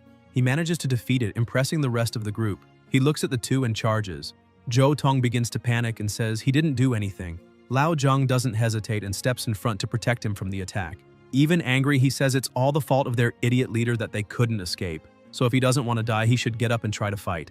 The berserker prepares another blow. The warrior tries to defend, but the strength is unmatched. The hit is enough to shatter his shield and throw him away, smashing one of the rocks behind him. The warrior's sword falls in front of Tong, and the berserker starts approaching to deliver the final blow.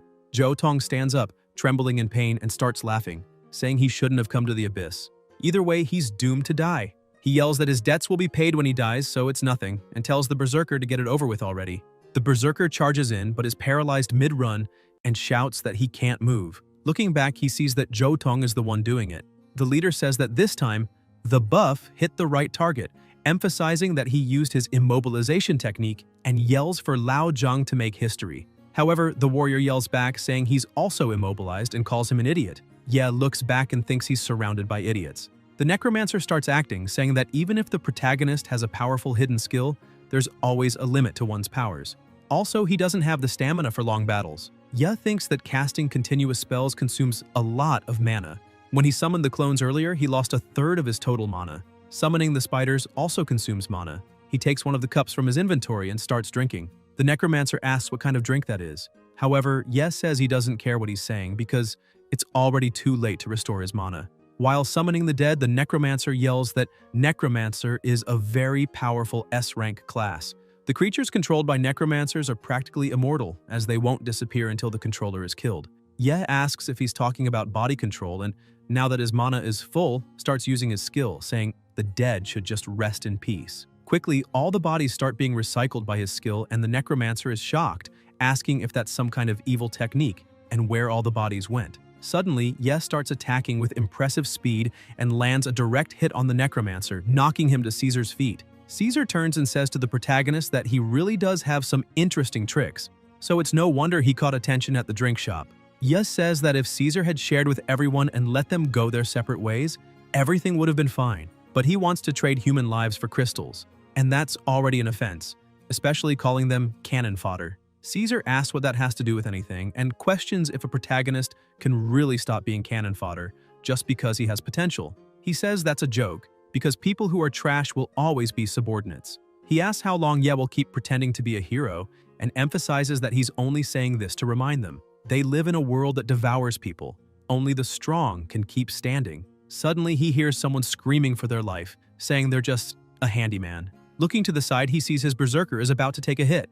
Caesar turns and says that, judging by the situation, it's impossible for all of them, the cannon fodder, to get out of the abyss while he's still there, and asks if that isn't obvious. Lao Zhang shouts, telling his leader to ignore that man, because the moment they rebelled, their chances of making it out alive vanished, and that's why they need to kill them in order to escape. Zhou Tong says he's a support, and it's impossible for him to defeat anyone alone. Caesar returns to speaking with Ye, emphasizing that only one group will leave alive from there, and asks if he knows which one. The protagonist crouches down and starts laughing, saying there's one thing he's sure of, and emphasizes that everyone has the right to enter and leave the abyss alive. He begins releasing his aura, preparing for battle. Caesar does the same, saying that unfortunately, Ye was too naive. Caesar manages to land a direct punch and sends the protagonist flying far away. He gets up thinking that Caesar's strength is truly impressive, and that he's definitely the strongest person the protagonist has seen so far. Suddenly, Ye is startled as Caesar charges at him like a madman. With a quick move, he manages to dodge the attack and gains a bit of distance. Caesar turns and says that to him, everything in front of him is just trash. Meanwhile, Lao Zhang yells to his teammate, asking why he's still hesitating. The berserker manages to break free and punches Zhou Tong in the face, saying he's too weak. The former team leader falls to the ground and, unable to react, just stares at his opponent. But before the worst happens, the warrior jumps in and grabs the berserker. He yells for his companion to do something. The berserker turns and lands a blow on Lao Zhang, cutting his chest. As he falls to the ground, he yells once again for Zhou Tong to do something. Then he raises his trembling hand and says that he's powerful because he's leader Zhou Tong. You remember that before entering the abyss, he told the protagonist they needed a leader for the cannon fodder team, and since he was a level 3 bard, maybe he was the perfect choice for that. With a trembling voice, he says he only thought he wouldn't have to kill monsters with his own hands if he was the leader. He kneels on the ground, saying maybe he wouldn't have to deal with these dangerous things, or reveal that he's a complete failure. He states that he's not truly powerful. In fact, he's really just a desperate noob. He lowers his head in front of his opponent, begging for his life. Zhou Tong starts remembering things he heard his whole life as people criticized him, saying he was the only one in the team who wasn't helping with anything, but still gained experience by casting buffs. But then another team member said he couldn't even buff the right target and should be ashamed and leave the team. Until one night, while sitting alone in the plaza, Caesar appeared, asking what his class was. Zhou Tong explains that he's a level 3 bard. Caesar immediately smiled and told him to follow. The protagonist's fight was still raging, and he kept taking the worst of it, hit after hit. Caesar charges in, saying that was a technique from the martial artist Kang Longjin, which causes continuous physical damage to the targeted organ. And if Ye uses magic after the hit, the injury will worsen, possibly even causing death. Suddenly, Ye dodges the attack and Caesar keeps talking, saying that move is a signature combat skill that can cripple even a master of magic. The protagonist realizes his opponent is very fast and needs to create some distance. Caesar starts chasing him, asking if he really thinks he can escape. While trying to get away, Ye looks back and wonders if there's a blood loss debuff when using that skill because he really wants to see it. Thinking of debuffs, he turns to Zhou Tong but doesn't even get a chance to speak before getting hit. He's thrown in front of his leader. Still on the ground, the protagonist says it's useless to try to get rid of past weakness and incompetence by expecting charity from others. He emphasizes that he dreamed of having that kind of power more than any other man alive, and that also made him disappointed with his own incompetence, stating that he really is useless. Ye takes a deep breath and says that even so, he doesn't plan to run, because being weak isn't something he should fear. In truth, what he should fear is letting his heart become weak too. Jo Tong begins to reflect after hearing those words. The protagonist was fighting a monster, but all the damage he tried to cause was zero, and every time he attacked, he shouted that he refused to accept it, until finally the system notified that he had landed a critical hit. 1 point of damage to the monster. The monster fell dead to the ground, and he was the only one left standing. The protagonist says he really succeeded when he gathered the courage to take the first step. He gets up and wipes his mouth, saying that's when he finally realized he had been preparing his whole life to become a king, even if he was just a useless garbage collector. Jo Tong asks if he can become a king too, and holding his sword, he says that if he doesn't get stronger here and now, he'll die. Because compared to being ridiculed, it was better to hide and avoid fights. But now he wants to get stronger because he wants to become a strong person. The berserker starts laughing, saying that's a joke, because how could a mere level 3 support cut his level 17 armor? Confident in his power and defense, he says he'll stand still and let Jo Tong try to cut him. However, Jo Tong throws the sword aside, confusing his opponent. He grabs his microphone and starts singing the poem, Great Dispersion.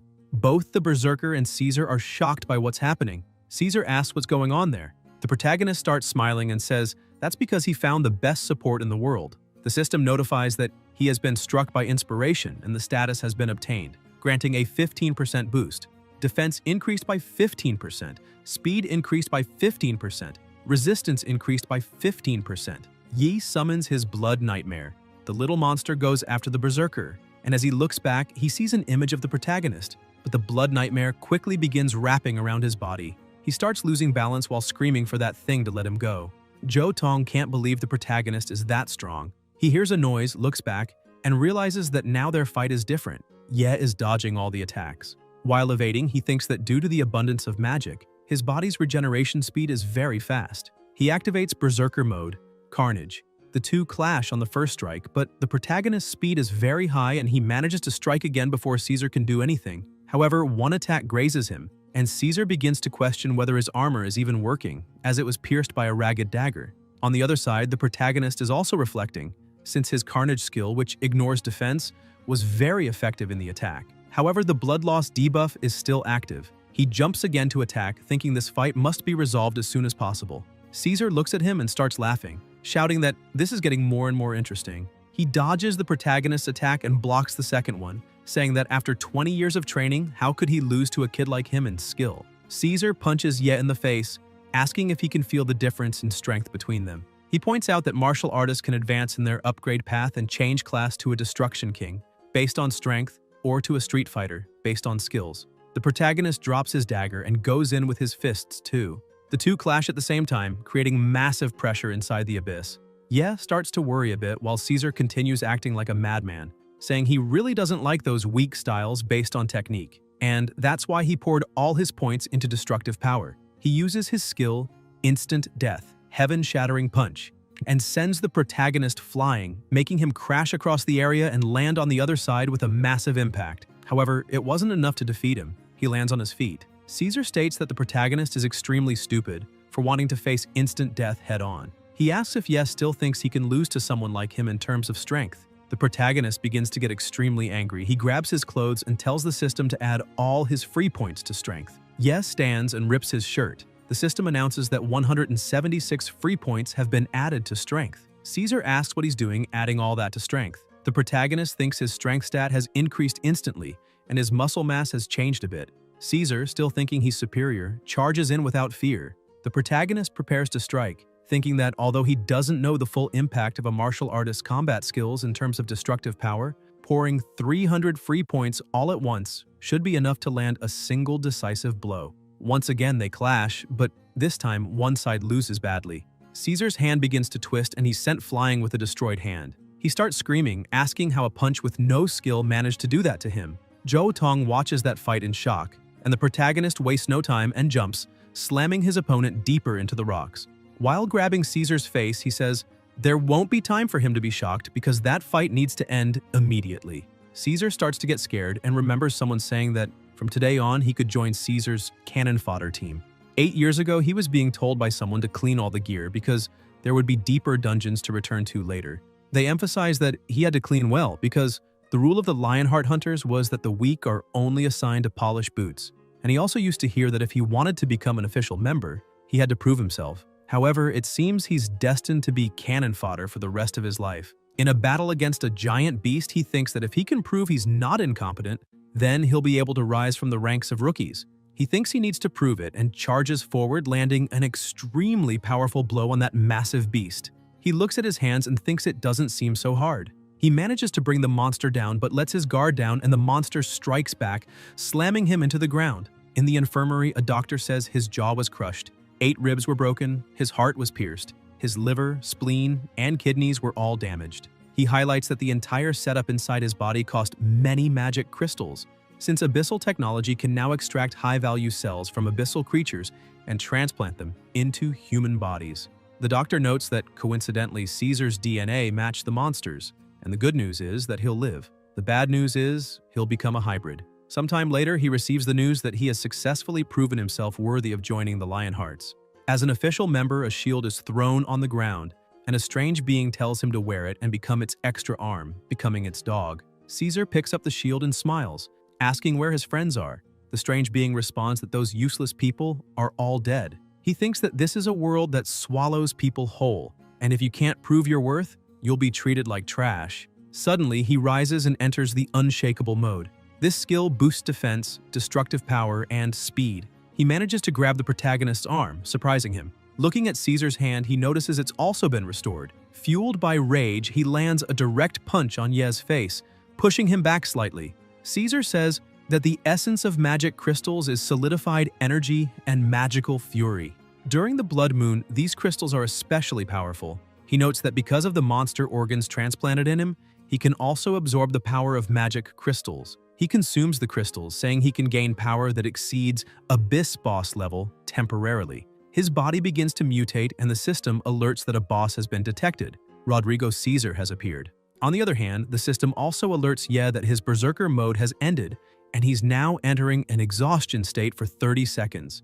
The protagonist starts brushing himself off and says his opponent has truly been recognized as a boss by the system. He starts wondering what happened to that guy's body. Caesar continues radiating more and more power and says all he needs to do is give up human dignity.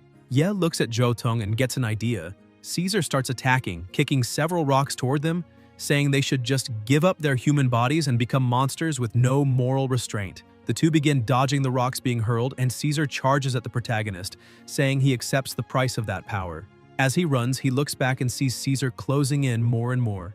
Even Jotong, who is a bit farther away, begins to tremble at the overwhelming aura. He stares at that monster in front of him and thinks that without a doubt, they, the trash, don't have the power to fight against truly powerful players. However, Ye Qing, the name of that person with hidden strength, is already far better than his teammates, and even so, he's no match for that thing and could be killed with a single punch. Jotong keeps thinking that even though he's exhausted all his strength, he still activated that unshakable power. His body just reacted instinctively. Caesar starts laughing hard and says the weak tremble before the strong. That's an unchanging truth. He keeps laughing and says that to be strong, you must show that ugly face. Suddenly, he turns and says he almost forgot something. Jotong tries to cover it up, saying he swears he didn't see anything about him being ugly. Caesar says it doesn't matter because he messed up the Crystal Collection mission anyway, and he's the last cannon fodder to witness this tragedy.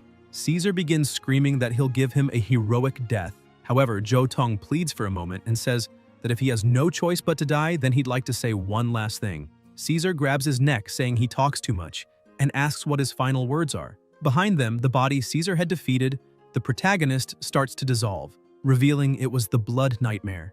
Jotong says his last words are that he wants to leave the abyss alive, and that maybe he's not the only cannon fodder to witness this tragedy. Caesar is confused and turns, seeing blood bubbles forming.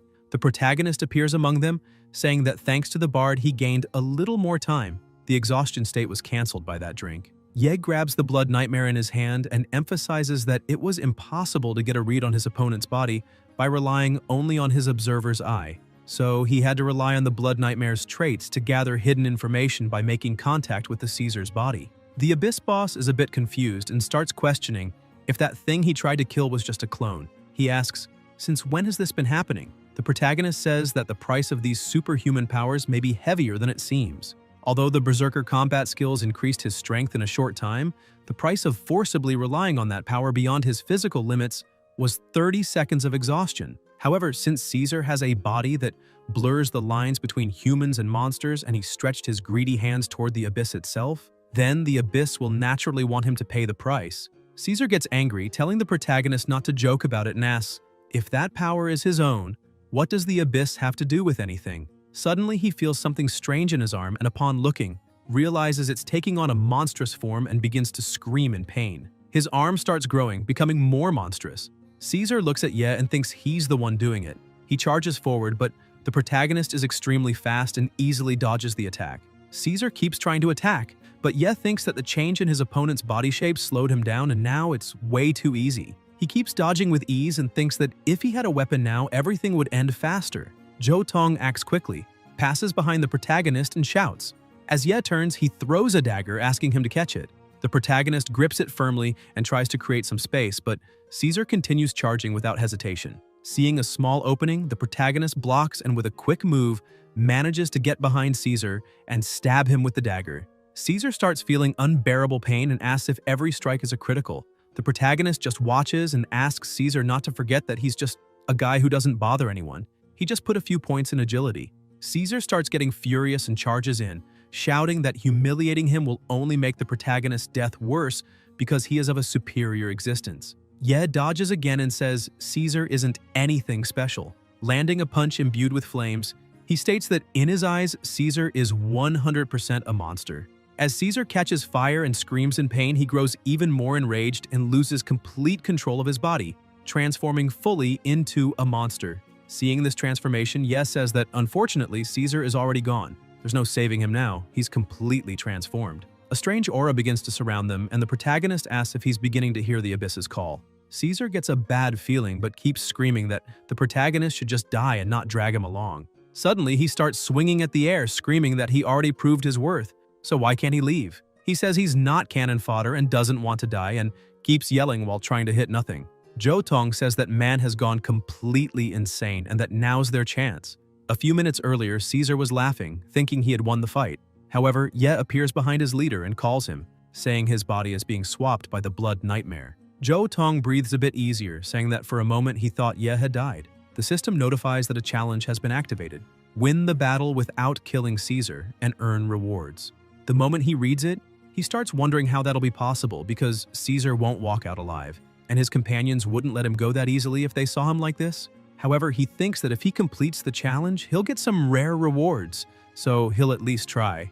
While turning into the blood nightmare, the protagonist asks his leader to remember his words, because he needs to find a way to snap that madman out of it. 5 seconds would be enough. Back to the present, Ye says there's no need to finish that man off. Zhou Tong asks what kind of madness he's talking about. Ye explains that monsters belong to the abyss and, therefore, cannot leave it. Those who abandon humanity and fall into the abyss are welcomed with open arms. That's the law of the abyss. He notes that he heard monsters go into berserker state during the blood moon. But unfortunately, during this blood moon, the one who gave into madness was a person. Caesar starts walking through the abyss. Meanwhile, Lao Chen keeps shouting that everything is a mess and that he'll be lucky if he survives this. However, he feels confident, saying that this time it's finally his turn to strike it rich. He manages to open the chest and shouts that it's full of treasure. Happy about it, he says he's finally rich and now has freedom, equipment, and a new identity. Caesar appears behind him as a monster while he keeps laughing, saying it's amazing and telling fate to screw itself. Later, outside the abyss, Zhou Tong bows, banging his head on the table in respect, and asks the protagonist to let him call him boss, emphasizing that he'll follow him forever. Ye says he can't accept something like that. Zhou Tong emphasizes that he spent his whole life preparing to turn things around, and ever since he heard that phrase, he's been determined. He chose to follow the protagonist everywhere. Ye takes a deep breath and says he was just trying to sound cool at the time and that looking back now, he was talking a bunch of nonsense. Zhou Tong scolds him and says that's not it, because it was only with his encouragement that he discovered his own value and the goals he's aiming for. Ye asks what his plans are for the future. Zhou Tong says the protagonist said he was the best support. Ye asks when he ever said that. Zhou Tong, determined, says he wants to become the king of supports. The protagonist thinks that a guy with agility 2 and luck 1 is impressive for still having a place on the battlefield. Ye understands that if he keeps encouraging that young man to fight on the front lines, he'll end up hurting him. Jo Tong remains extremely enthusiastic. He asks the protagonist to imagine the following scene. Ye in front, fighting, while he provides support from behind. That way, they'd make a great team. However, the protagonist says he doesn't recommend he keep going into the abyss. Jo Tong gets a reality check and asks what his boss means by that.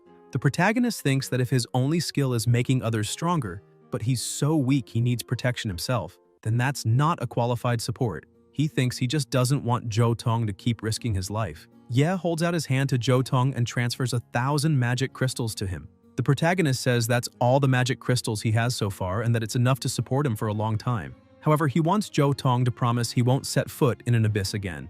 Jo Tong gets a little emotional and lowers his gaze. However, he says he understands, and that this is a truth his boss told him for his own good. But then he raises his head again and says, unfortunately, he can't accept that at all because he can't go on living in that world as trash, and even if he dies, he doesn't want people to look down on him. Ye starts to smile and thinks that expression is very convincing, one that no one can refuse. He asks Jo Tong how he's going to protect others if he can't even protect himself. He starts picking up a sword and says he remembers well.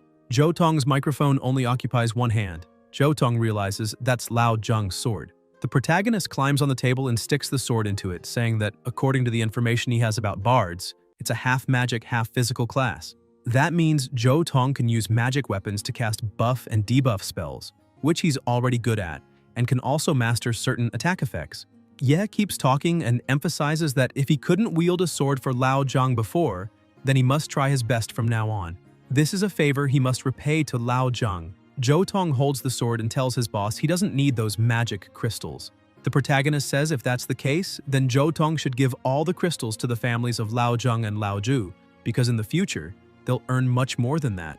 Jo Tong remains excited and takes the sword for himself, saying yes. Meanwhile, at the entrance of another abyss, 3 people are waiting outside. A woman comes out of the abyss and says that after the Red Moon incident, several Class S teams were sent to deal with the abyss monsters. And in the depths of the abyss, they found 8 bodies, identified as members of the Blood Oath. The body of Caesar, their leader, had transformed into a monster due to abyss corruption and was properly eliminated.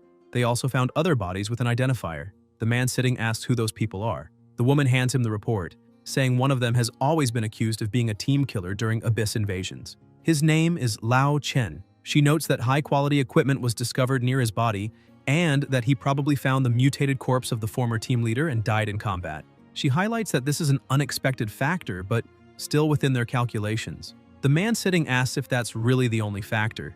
The woman says yes and emphasizes it must be just him. The guy says he understands. Another man standing beside him asks if that means their plan was a failure.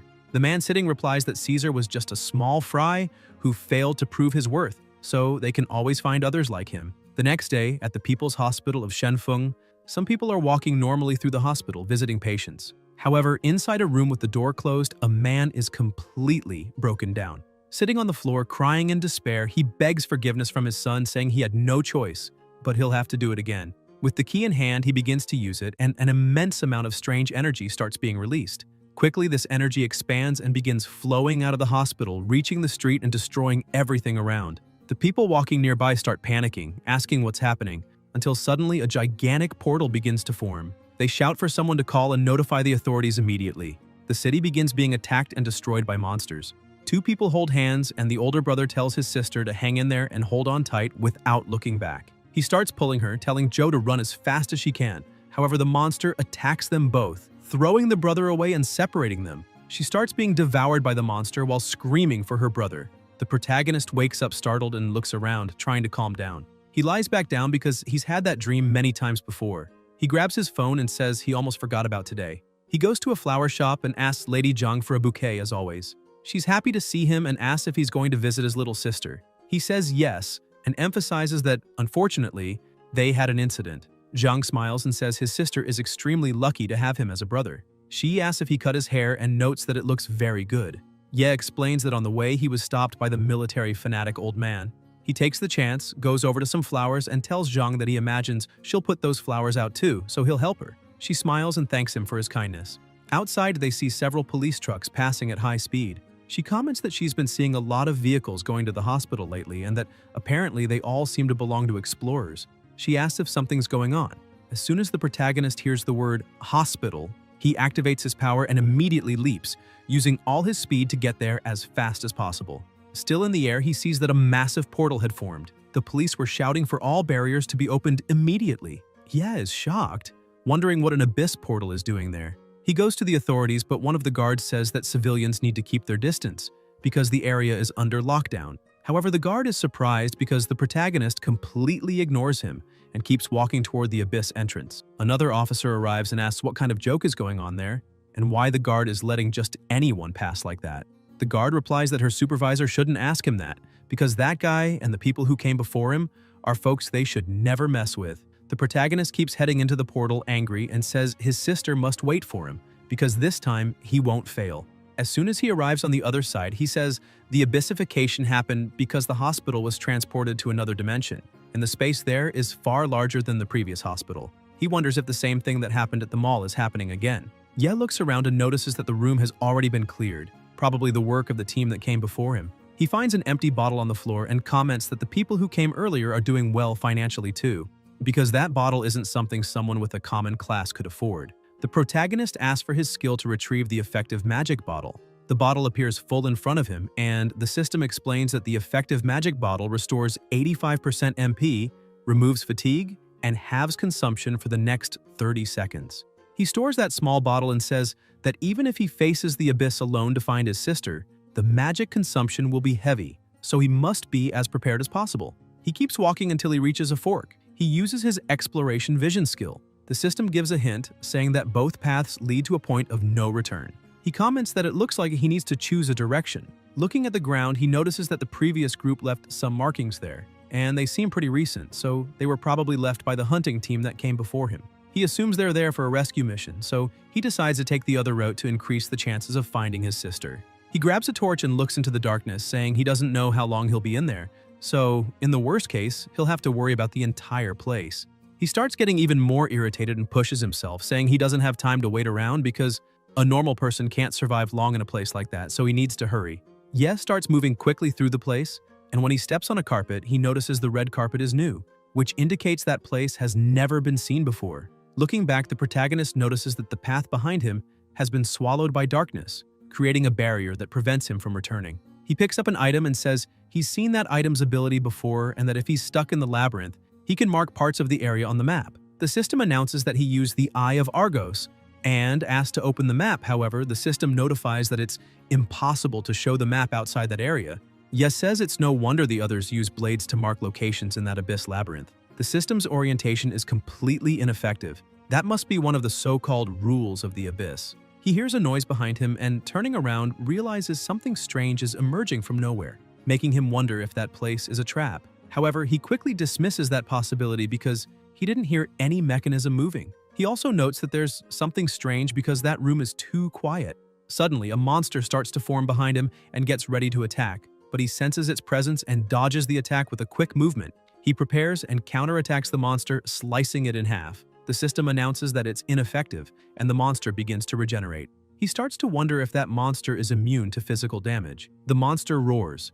The sound is so loud it makes the protagonist bleed from his eyes, mouth, nose, and ears. The system announces that he is now under the deafness status. He thinks that now he won't be able to hear with his ears, which will drastically reduce his perception. He thinks he completely underestimated the danger of that abyss, and that what he's facing there is a rule-type monster. He remembers encountering one of those 3 years ago. While lying on the ground collecting magic crystals, he notices something ahead of him. But when he looks closely, he sees they were just some statues and comments that he got really scared, but that there's nothing to worry about.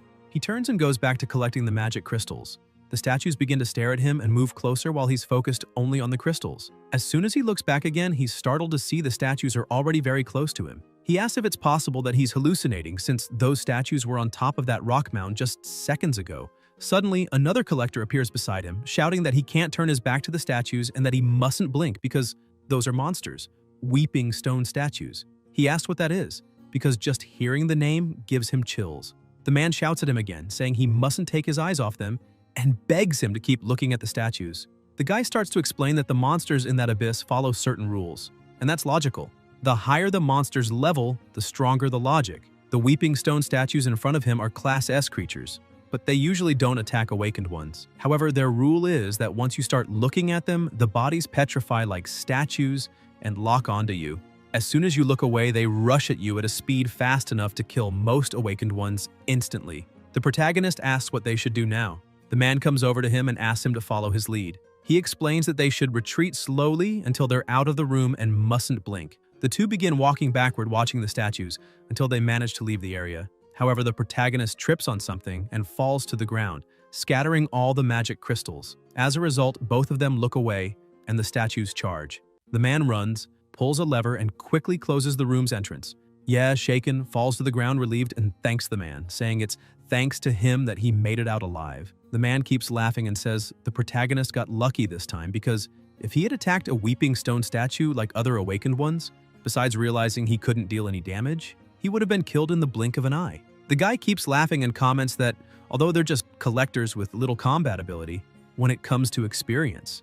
The protagonist rushes at the monster using his magical skills, thinking they're not worse than the other awakened ones. He keeps moving forward, saying that if that monster in front of him has a physical immunity rule, then maybe magic attacks are its weakness. He uses the Great Flame Burst. However, he starts to feel something strange in his hand and quickly cancels the flames he was creating, shouting that it was too hot. He pulls back, asking if fire control can't be used normally. He starts blowing on his hand, saying that it's really a shame because the fire attack is the only magic attack he can master.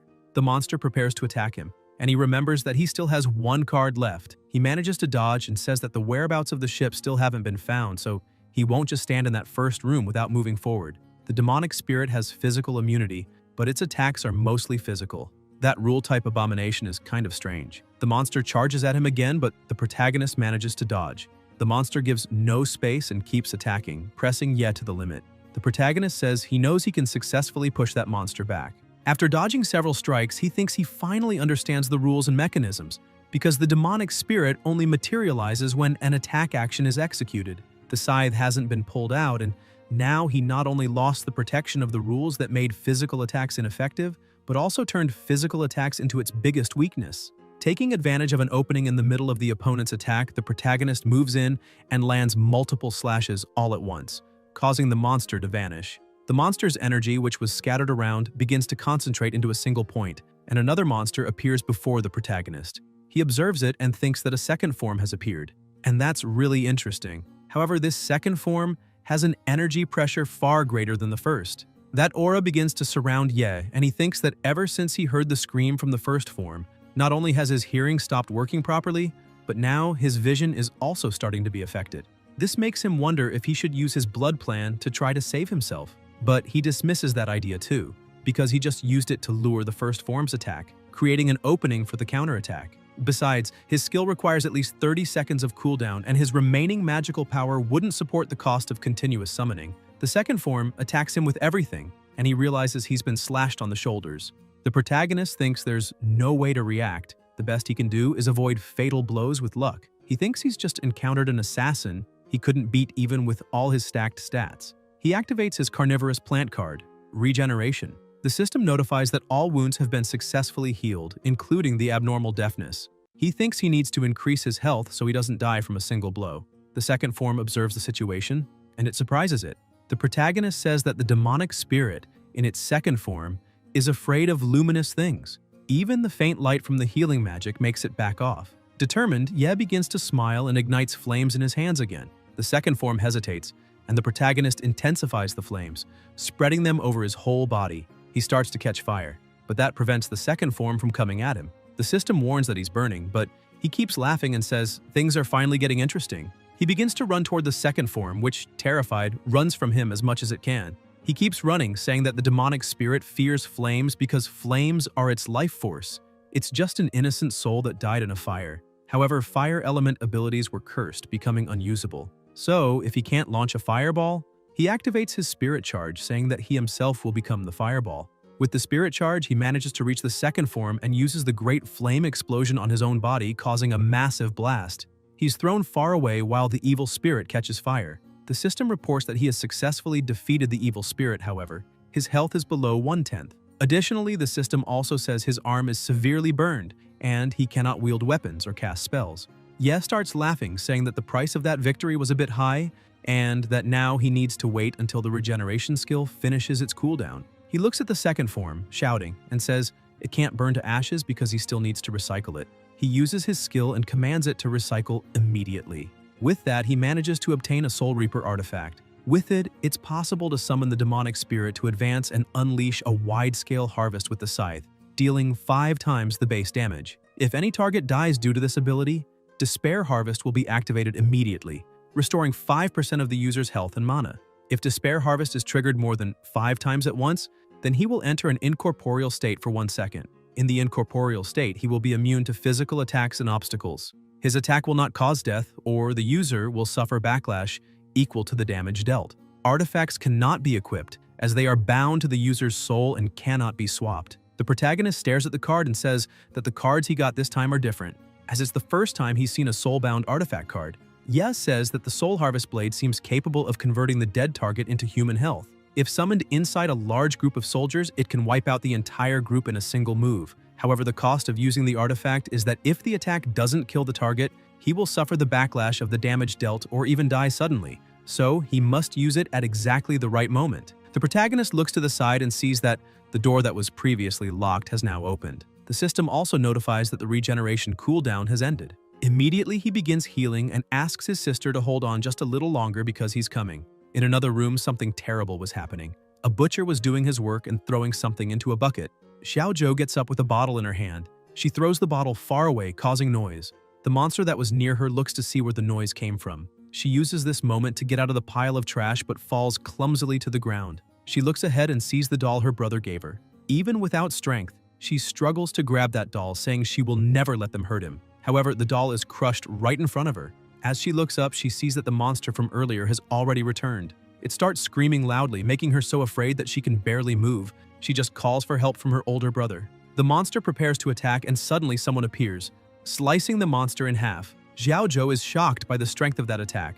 The man in front of her is a warrior swordsman known as Wu Ming. Still shaken by that strike, she says he's a hunter, but the man simply turns around. She tries to call him, but he just keeps walking. She runs and grabs his legs, screaming and begging Ming to take her with him. The warrior turns and says there are no more monsters there, so she should just hide because if she follows him, she will certainly die. Xiaozhou thinks about her brother and says she has to stay alive until she sees him one more time because of the promise from 7 years ago.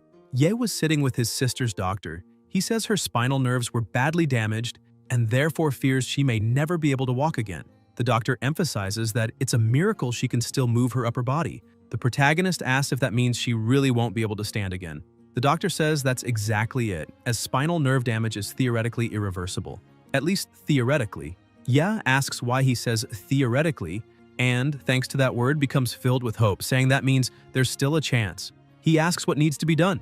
The doctor takes a deep breath and says that theoretically science can't do anything. But he's heard of cases where blind people recovered their sight inside the abyss. Because in recent worlds, there may be a way to heal his sister in a way that science still can't, with any tool. That mysterious power can't be explained by any science. And if his sister's condition was caused by a monster in the abyss, then the solution might also be in there. Ye starts looking at his hand and says that if the cure may be in the abyss, that means if he can enter the abyss, then he might be able to cure his sister. The doctor puts a hand on his head and tries to explain that only researchers can go in there, and someone like him entering would only be committing suicide. The doctor tries to say that instead of worrying about that, he should worry about the problem in front of him, and says that even the hospital's routine treatment costs an arm and a leg. The daily treatment is at least 8,000 yuan. The protagonist, without hesitation, bows to the doctor and promises to do his best to gather money, asking him to take care of his little sister. The doctor says he'll do everything possible to keep her healthy and safe. However, the hospital bills must be paid on time. Ye starts walking away, saying he understood, and emphasizes that he'll gather the full amount as soon as possible. While walking down the hallway, the nurses start whispering, asking if they were talking about that boy, because his parents died that day and his sister became disabled. He's the only one left. They begin to say they feel sorry seeing such a little boy in that situation. With tears streaming down his face, he reaches his sister's hospital room door. Before entering, he puts a smile on his face, wipes his tears, and, as he opens the door, tries to look as cheerful as possible, shouting that he's back. Xiaozhou, worried, looks at him and asks where he had gone. He jumps onto her bed and says he was talking to the doctor. All happy, he tells her he's going to a place called the Abyss. His little sister, not knowing much about the world, asks what the Abyss is and whether it's safe there. The protagonist keeps smiling and says yes, emphasizing that it's not dangerous, and he just needs to stay behind other people. She just listens quietly. Then, Ye gets up and starts to leave, but before leaving the room, he says he almost forgot. Suddenly, he turns and shows her a teddy bear. He says he won't be able to show up for a while, so while he's gone, that teddy bear will take care of her for him. Xiaozhou gets worried and says that he's her only family and she doesn't want him to put himself in danger again. She asks him not to go anywhere that has monsters. Ye approaches his sister, still smiling, and says, "There's no way around it. He found a job that will pay very well, and then they'll be able to treat her legs. And as long as she waits just a little longer, she'll be able to walk again." Xiaozhou says that if her brother has to go to dangerous places for that, then she'd rather stay in a wheelchair for the rest of her life because she doesn't want him to go to where the monsters are. She says this is a pinky promise. Ye also hooks his pinky and promises not to put himself in danger. Back to the present, she keeps clinging to the hunter's legs and says that if she stays in the abyss, then her brother will find a way to come too, and she doesn't want him to risk himself for her again. That's why she can't die there. And besides that, she doesn't want her brother to die either. Ming keeps looking at her and says that apparently she's very stubborn. He picks her up and places her in a wheelchair, saying that's actually interesting. However, if a monster tries to attack her, he won't protect her. She manages to recover the teddy bear her brother had given her and is happy her chair is intact. The hunter turns to her and says she's not his employer, so whether she lives or dies isn't his concern. She says that's fine and asks him to just do his job, while she watches from a distance and won't get in the way. He introduces himself to her, saying his name is Wu Ming and that he's a warrior swordsman. Meanwhile, elsewhere in the abyss, the protagonist was walking and says that although he worked as a scavenger for a while, he saw many potions capable of healing wounds that could only heal those caused by monsters, with just a few exceptions. One of the rules of the abyss is that you can't heal injuries that were already there before the person entered. So, if a person has burns before entering and gets injured by a monster, they'll be healed to the state they entered in. If the burns happened outside the abyss, they can't be healed inside. If not for that, he would already have a cure for his sister. Suddenly, he's surprised to see several bodies on the ground. He comments that apparently a nasty battle happened there, and the monsters were higher level than the hunters, so he's not surprised. He keeps looking around and sees that there are no monsters nearby, so probably someone survived. But he's surprised once again because when he looks to the side, he sees a giant guy who was sliced clean in half, and his observation skill doesn't detect any human signal from there. Most of the victims were awakened of the agile or intelligent type. He wonders if that blow was really done with brute strength alone. He starts to smile and gets excited, saying that apparently someone stronger than everyone else exists there. And to be more specific, this guy is an overwhelmingly powerful existence. Ming keeps walking while Xiaozhou follows him. Suddenly he steps on a trap and she gets scared. Some lights begin to appear on the ceiling and strike the hunter's body, making her panic and start screaming. However, the hunter remains standing as if nothing happened, and his wounds start closing immediately. She asks if they should really keep doing this and says it hurt too. Ming doesn't understand what she's talking about. 4 years ago in the ancient tomb of the abyss, the boss-level king was defeating every hunter who approached him like it was nothing. Ming was one of the hunters who entered to face him. He remembers an old man yelling at him and his group, saying he paid a fortune for nothing, that they were mercenaries and should do anything for money. The old man pointed at them, shouting that they should never forget he could buy their lives twice over. Ming thinks he's a criminal, and having no legal support, could only join private hunting parties as a mercenary. And among those crazy groups, there were some truly indifferent to life and death. They took on virtually suicidal missions and charged double for it. That old man shouted he'd give 100,000 points to whoever killed the overlord. He kept insisting that the person would get everything because he couldn't lose that treasure. The man got so desperate that within seconds he changed again and said he'd give 200,000 points to anyone who could do it. Sword warriors who gamble everything for money, like someone at a casino. The mercenaries started negotiating, saying they'd do it for 250,000. The old man agreed and promised to pay 250,000 to anyone who killed that thing in the abyss. The overlord finally appeared and with a terrifying roar began summoning his minions. The old man shouted again, saying he'd pay, so they had to kill it for him. One of the warriors shouted and two decided to attack at once, but were instantly destroyed in milliseconds. Ming also tried something, but took a direct hit and was sent flying.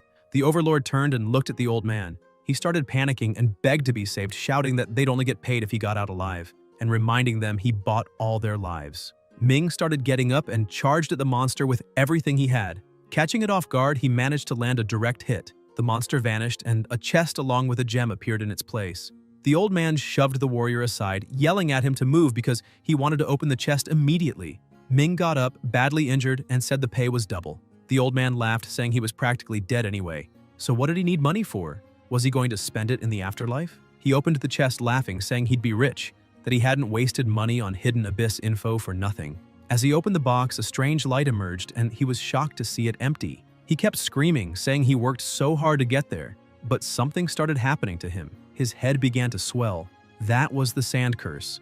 The sword warrior wondered if it was cursed. He noticed some sand leaking from his own eye and questioned if he'd also been affected.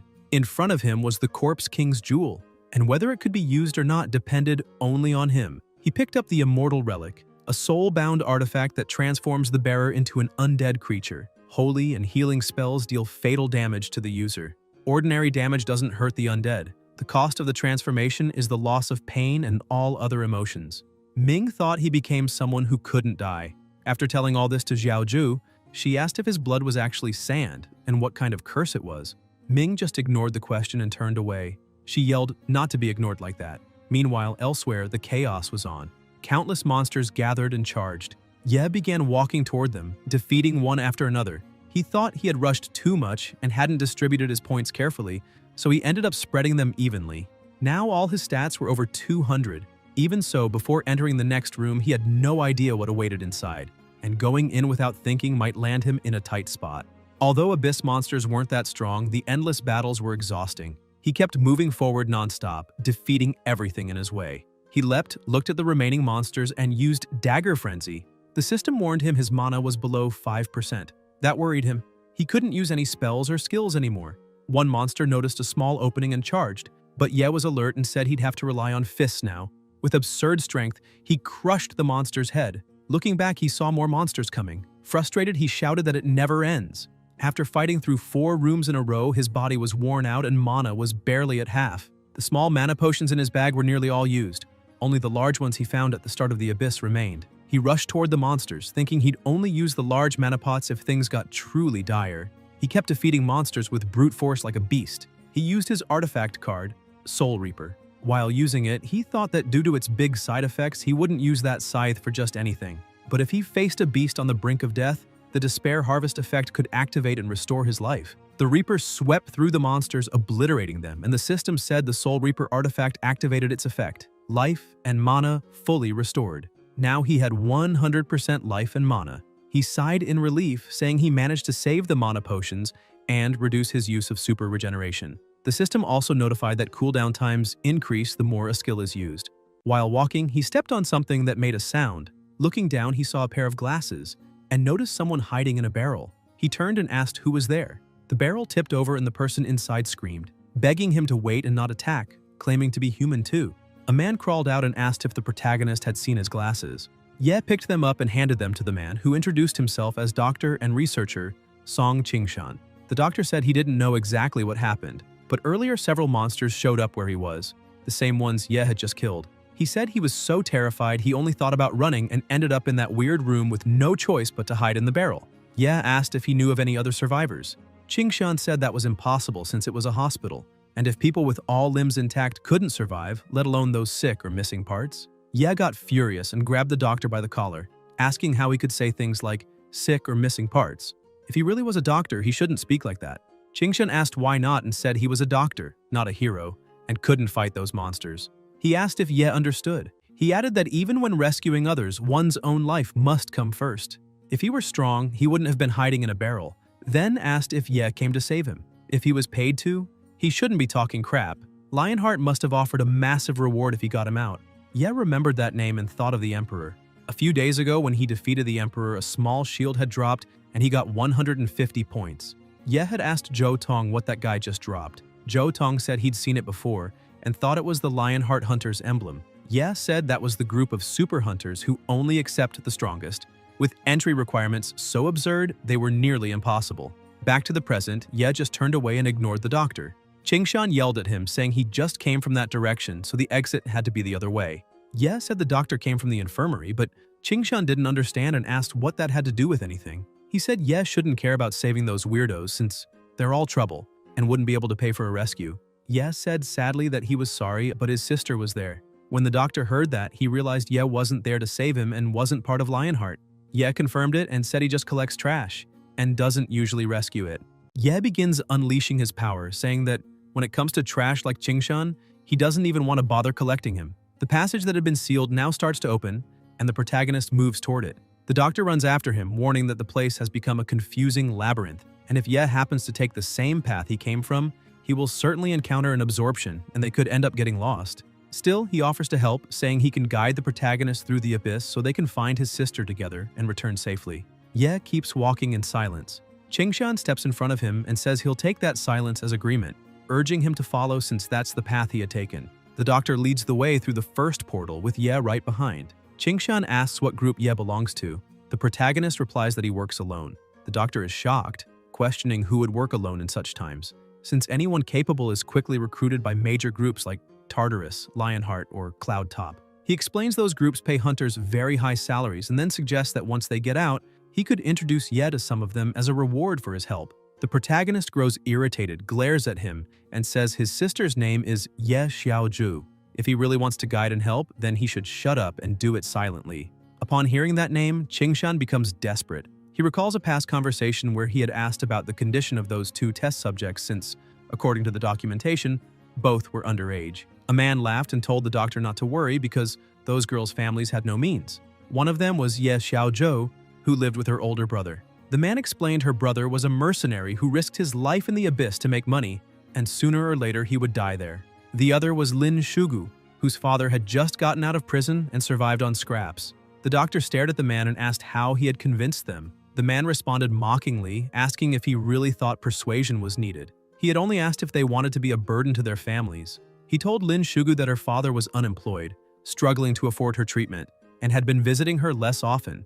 Maybe she was already a burden to him. Then he pointed at Ye Xiaoju, saying he told her to think about how her brother constantly risked his life to pay for her treatment, and asked if she didn't want him to be safe. Ye Xiaoju immediately said yes. Seeing their interest, the man laughed and said there might be a new treatment that could cure them both and prevent them from being a burden, asking if they wanted to participate. Lin Shugu asked to go first. Ye Xiaozhou also raised her hand, saying she would love to be able to stand on her own and no longer be a burden to her brother. The man placed two papers on the table, praising them as good children and telling them the agreement was right there. Just sign. Inside the lab, the man and the doctor watched the experiments, and the man commented on how easy it was to deceive people like that.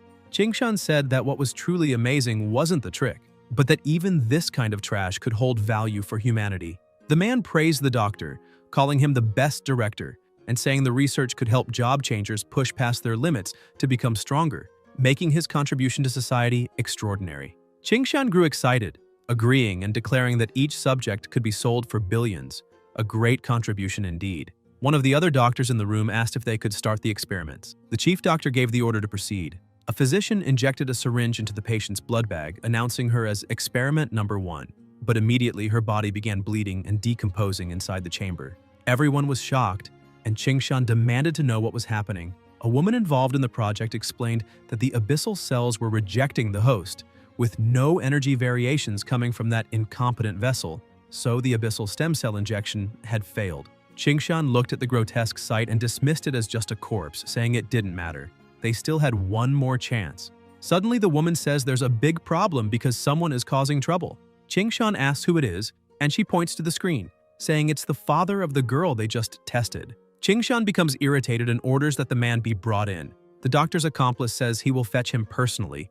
By the time he arrives, the guards have already restrained the man. He demands to know what they're doing, saying they can't beat a patient inside the hospital, and stresses that the director ordered the man to be brought in. On the way, the father starts smiling, saying his daughter is with the director. When they reach the experiment room, Qingshan introduces himself and says he's the director of that hospital and that the man's daughter is right there. The father looks around in confusion and asks where his daughter is. The director points at the tank and says she's inside. He explains that unfortunately she agreed to it, but there were complications. Qingshan says he's sorry, that it's truly a pity, but they will compensate him as outlined in the contract his daughter signed. Seeing this with his own eyes, the man is shocked and begins to cry. The director tells him that he won't even be allowed to keep what remains of his daughter's body because the hospital needs it for research. The father loses control, punches Qingshan in the face, calls him a worm, and screams at him to give his daughter back immediately, asking why such a horrible experiment would be allowed and where their humanity is. The director yells that the girl was nothing but a cripple who couldn't even use her own body, and that in this way she contributed more to society. He adds that the compensation is more than enough, so the father should be grateful for what his daughter did, take the money, and disappear. The father continues sobbing desperately, screaming that his daughter was just a child and letting her sign that contract was the same as committing murder. He insists he doesn't want money. He wants his daughter alive and well. Chingshan says the man is just insolent and orders the guards to take him away. As he is dragged out, the father shouts that he will send everyone there to hell, throw them all into the abyss, and make sure no one escapes. Chingshan then turns and asks how Ye Xiaoju's experiment is going. A man says no energy has been detected yet and that more detailed observation is needed, but then asks whether that girl's brother might also put on a show. Chingshan keeps sneering, saying that even if he did, it would only be a little performance because he's nothing more than a garbage collector. Back in the present, the protagonist notices that the moment he mentioned his sister's name, the doctor went silent, so he asks if by chance they know each other. Chingshan tries to distance himself, laughing nervously and saying he's never heard of that name and maybe she's behind the next door. Trembling with fear, he wonders if this man wasn't supposed to be just a trash collector. So why does he seem so strong? He even questions if he had been hallucinating when he saw him defeat the beast in the previous room. Chingshan grows more desperate, realizing that if the man is really strong, this time he's as good as dead. Maybe if he throws the girl into the monster's pit and escapes alone, he might still survive. As they continue walking, Chingshan starts glancing nervously around. Ye asks what's wrong and if the doctor forgot the way. Chingshan says no and tries to cover it up, claiming he's just worried about his sister since there were many monsters in the hospital ward earlier and he had no choice but to run. Ye stays silent and notices something ahead. The director keeps crying, shaking with fear, convinced he'll be killed if the protagonist finds out his sister is dead. Still, maybe he can blame the abyssal monsters and avoid full responsibility. Suddenly, the thing the protagonist was watching makes a noise. Instantly, he realizes what it is and yanks the doctor by the collar, pulling him out of the path of an attack. He points out that this time, it isn't a monster. Chingshan is still trembling, clueless about what just happened. Ming appears, apologizing, saying he thought they were a monster. He looks at the doctor and asks if he's Director Chingshan, explaining that he received a commission from Lionheart to rescue him. The protagonist puts it together and says that apparently Ming really is there to save the doctor. But Chingshan, still in shock, screams at Ming, demanding to know if he's really there to save him, since he almost just killed him.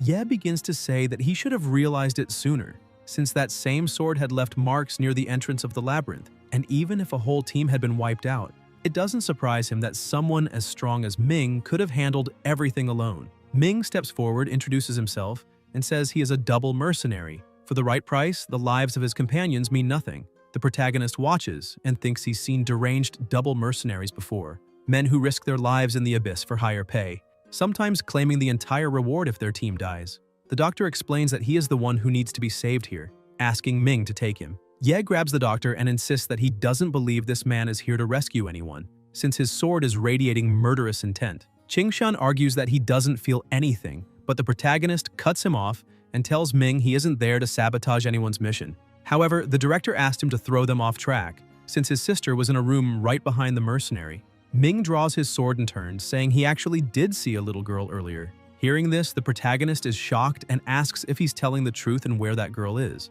The director grows more terrified, thinking that if she's alive, he's doomed. Ming tosses a teddy bear to Ye. The protagonist stares at the object, panicked, and demands to know where the mercenary got it. Ming closes his eyes and says the girl truly was adorable, but sadly, she didn't survive. At that moment, Ye feels his soul collapse and asks what Ming just said. The director, somewhat relieved, thinks that if the girl is dead, then he's safe after all. The mercenary explains that he had warned the girl he wouldn't intervene if a monster attacked her, and that whether she lived or died didn't matter to him. Still, he had promised her he would deliver a message if he ever met her brother. As Ye listens, he begins trembling. Ming continues, saying the girl told him she wished she could have waited at the hospital door for her brother, to show him she was fine, so he wouldn't risk his life trying to save her. Ye loses control, consumed by rage, and charges forward, demanding why Ming stood still even knowing she was in danger. Ming replies that a mercenary's mission is only to complete the task and take the payment. Anything beyond that isn't his concern. Preparing for battle, he adds that the curse he carries ensures all who follow him will die, and each time he alone survives. So, in a way, it was still her own fault. Ming defends and counterattacks, but Ye keeps pressing, screaming and demanding to know where his sister is. The mercenary holds his ground and says if Ye hands over the director, he'll show him the way. The protagonist asks what happens if he refuses. The The director interjects that he's still standing there, hearing everything. Ming answers coldly that if Ye refuses, he'll show no mercy to anyone and send them all to hell, even comrades he once fought beside. He launches another strike, but Ye dodges and finds an opening, disarming his opponent. He rushes in, demanding what Ming can do now that he has no weapon. Ming simply studies Ye's movements and manages to grab both his hands at once. He activates a skill called Disarm, which disables any weapon for 8 seconds, then headbutts Ye and throws him back. Ye steadies himself to continue fighting and admits that, for a moment, he thought the mercenary only knew how to use that weapon. But this was unexpected. Ming explains that double mercenaries in dangerous situations are always the first to be used as human sacrifices, even against unknown monsters. As a result, they must learn to use their bodies as weapons when needed. He adds that he hasn't even used half his strength yet. Picking up his sword again, he points it at Ye and declares that now he doesn't stand the slightest chance of winning. Ming prepares to attack once more with the emerald blade. Ye watches the weapon and thinks that although the sword is extremely powerful, its size and weight make it slow, and as long as the target moves before the strike is completed, it can be avoided. Ming continues his assault, but the protagonist manages to dodge, though only with great difficulty. Ye realizes his opponent is truly fast and, without hesitation, summons his creatures. Ming is caught off guard when Ye's spiders manage to entangle him, but with sheer brute strength, he rips through the webs and charges the creatures, declaring that Ye will never succeed if he relies on them to defeat him. Ming unleashes his rock-shattering strike, tearing up the ground in front of him, and says that if the protagonist really thinks he can defeat him with such tricks, he is completely mistaken. But Ye suddenly appears behind him, surging forward like a missile. Ming notices at the last moment and turns, blocking the punch with his sword. The impact is so strong that it sends him flying. Looking at Ye, he admits that if it weren't for the weight of his sword, which managed to absorb the force of that blow, he would probably be in pieces. Seeing the aura emanating from Ye's body, Ming says he's beginning to think Ye isn't one of those level 0 incompetents. The two lock eyes, and Ming comments that the protagonist's strength likely goes far beyond what he's shown. Ye retorts that his combat skills aren't far behind the mercenaries and, growing angrier, says he'll only ask one more time where his sister is. Ming remembers being with Ye Xiaoju, who once said her brother was very strong, and he asked her who was stronger, him or her brother. Ming had been confused, asking who her brother was. Ye Xiaoju had explained that she had the best brother in the world. Even though he was just a collector, he strove every day to become stronger. She admired him deeply and hoped one day to be like him. Ming had looked at her and asked if she really believed her brother was strong, since from what he knew, collectors were usually level 1 or low-class jobs and had nothing to do with real strength. But she had refused to believe it, shouting that he was lying. She explained that whenever she saw her brother's determined eyes and his muscular arms, she knew he was a true warrior. Ming had grown curious, wondering what kind of person her brother really was, and she had said that when the time came, she would introduce them. Back in the present, the mercenary looks at Ye and says that the look in his eyes now belongs to someone who has faced countless life-and-death situations, and that, from the way he fights, he must be using his last potion at the height of the battle.